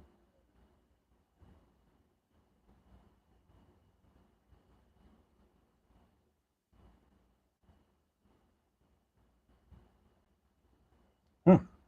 Ain't that something? So just on a quick look,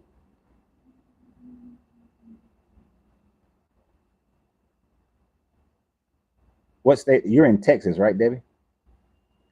Debbie saying that she never got child support and the state wouldn't enforce it. So from a quick glance, it looks like Minnesota is saying that it's unconstitutional. And we do know how sometimes one state does something and then another state follows suit. You know, other states may start doing the same thing.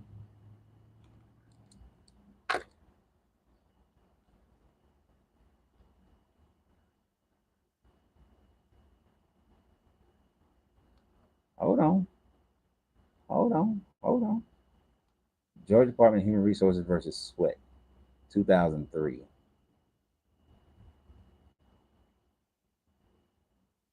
The trial declared Georgia statutory child support guidelines to be unconstitutional, concluding that they violate the constitutional guarantees of due process, equal protection, and privacy, also operation of unconstitutional taking of property. Having reviewed the matter, we conclude that the trial court erred in employing incorrect constitutional standards and unsound constitutional analysis. Therefore, we reverse. When they divorced, and Samuel agreed that they will retain custody of the couple and have registration.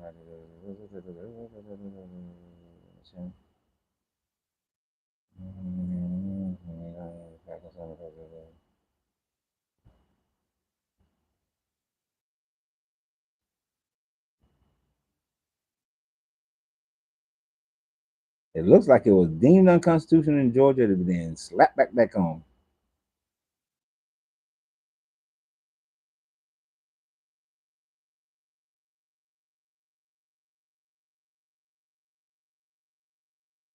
So this is, I don't think the Supreme Court has made that rule.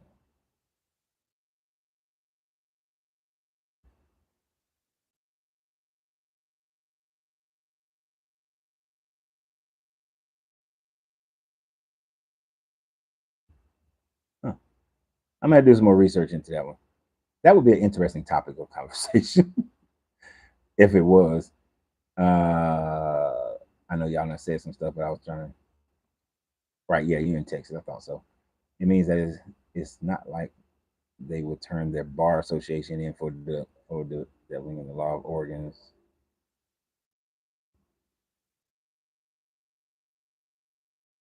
Still allowed to do that to take that money and put it into their retirement. That's an organ thing. Or are you talking about the whole child support thing, Samuel? But that's, ooh, people were pissed off when Bill Clinton, and he was slick with it. Old Billy Boy was slick with it. I think it was Bill Clinton who did that. He changed the child support rule where he said that the woman's income would now count as well. Beforehand, it was only the man's income counted, the woman's income never, it didn't matter. Or the custodial parent, let me rephrase that. The custodial parent's income didn't matter. Then he changed it. No, it wasn't. Sorry, I'm saying Bill Clinton. It wasn't Bill Clinton. That was done here in Georgia.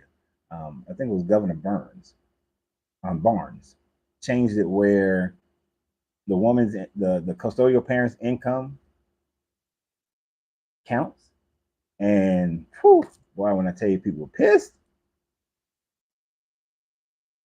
it's a nationwide that all judges do it, but they all still get a piece. I can't neither confirm nor deny that one, dude. I'm gonna take your word until I research it. I never heard of them doing that. What, making it so that the custodial parents' income count? Yeah, it wasn't. It was something they did in Georgia. I'm not sure if it's done in other states. I thought initially I was thinking it was done by a president, but it wasn't done by a president. I know it was done here in Georgia, where the custodial parent income started counting, and people were hot. They were mad. But it's fair. It's fair. I thought it was just being fair. Uh, both incomes should count, and that should. And so now in Georgia, when you are getting a divorce, there's just a child support worksheet. Judge don't give a shit about who slept with who angry with who fought who. When it comes to that, how much money you make? Okay, how much money you make? All right. What? Who paying medical? Oh, you paying medical? You pay? Okay. They break it down with all these little questions as to what you're paying for and what you're not paying for, and at the end of the day, it comes out. Boom. All right. Non-custodial parent, you paying $600. You paying this much. You paying that much. You know. Hell, I went and did it. I was paying $13.80. I had to have it sliced down to $6.97, because that was your man. Hell, business was not good for a while. It was kicking my ass.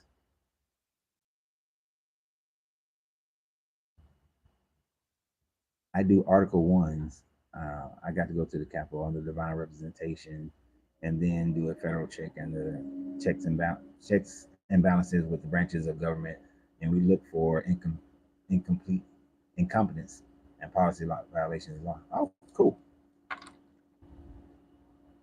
That is a messed up system if judges are able to take portions of that money from any of the social programs and be able to put that into their own pockets. That is not what those programs were designed for at all.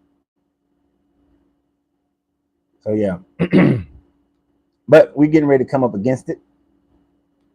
So again, with the primary reason that we was on here today, the primary conversation, I think I've demonstrated in multiple situations where this book does not care about women. This book treats women as property, as slaves, as sex slaves, as baby meals. That is all the value that a woman has, or used for vengeance. So the question, why do women still participate in the worship of this deity? You can do a lot better with other religions or other forms of spirituality, but this one is not it. And don't go extreme. You're already at the extreme left. Don't go to extreme right. Don't all of a sudden, like, it was this one person I just couldn't deal with her with all the woman is God, the woman is God, the woman is God. I'm like, oh my God, are you serious? Like, I don't even want to talk to you no more. I don't even want to look at you. Don't even come to the lounge, please. Just go away. You know, because it's like, can you not understand balance? This is all about balance. That's it. It's all balance. There are certain things that Angelina is better at than I am, and there are certain things that I'm better at than her. The balance is, you take care of the things that you're better at, I'll take care of the things that I'm better at. And then hopefully, everything works out. Meaning that I can't think of an issue or situation. I can't think of nothing that both of us are just terrible at. You don't want that. You don't. And I'm talking about something that's important. We both terrible right now at working out. I be lying to myself every night about how I'm gonna get up in the morning. I am not a morning person. I am not a morning person. Y'all don't even know how much of a struggle it is to try to be here between 10 and 10:30. So struggle is real because I am not a morning and I am a late night person. I told myself last night, I'm going to bed. I'm going to sleep. I'm going to sleep tonight. I'm going to sleep tonight. I get off at 10. I'm gonna be by the time midnight comes, because I'm getting up in the morning. You know, we're gonna have breakfast together, but then I'm gonna work out because I'm gonna be well rested and I'm not gonna be all groggy in the morning. I did not go to bed at 2 o'clock in the morning. It just doesn't work for me. But as far as the important things, I mean, your health is important. Don't get me wrong, but we got to get better at that. You hear me, Angelina? We got to get better at that, woman. But hopefully you find balance. What you're looking for, you need to have balance in it, and it's all balance. Nobody is greater than the other person when it comes down to it. I might be 3+1, and she is 2+2, but we still fought. We still fought. We still fought. So we need to take that into our own spirituality, take that into our own understanding, and be able to grow from that and implement that in every aspect of our life. Right? Every aspect of our life, we need to have as much balance as possible. Balance in our business life and our personal life. You know, balance in every aspect of who we are, balance in our relationships, so that we can continuously grow. We can continuously expand ourselves to reach infinite growth, where we're constantly growing our sphere of influence. We can never do this if we're a patriarchy or a matriarchy. It's not going to work if we're battling against each other instead of coming together in unity. We can't do this. We have to do this, right? Each person given to each group, each person given to their strengths, right? And we move forward in that, you know, and find joy and reveille in the fact that we are working in a balanced situation, a balanced state. When you do that internally, emotionally, mentally, spiritually, then you'll do that externally. And when it's done externally, those around you, either they come in balance with you or kick their ass to the curb, one of the two. But they have no right to still be there with you if they can't do that. And that's what you have to have. That's what you have to find. So with that, I thank everybody for sharing the videos. Continue to share them. Continue to comment even after these videos are done, except TikTok. I know you can't. But on Facebook and YouTube, you can. Continue to comment. Continue to share. Thank you, everybody, for any gifts that were given. I appreciate them. I do. I really, really do. All the new people who are going to subscribe because of this video, thank you, thank you, thank you. But recognize what we talk about. And so y'all have a great day. And remember that you have to free yourself to be yourself, because your greatness is non-negotiable. Good journey, good vibration, and we are outy 500. As soon as I hit all these buttons.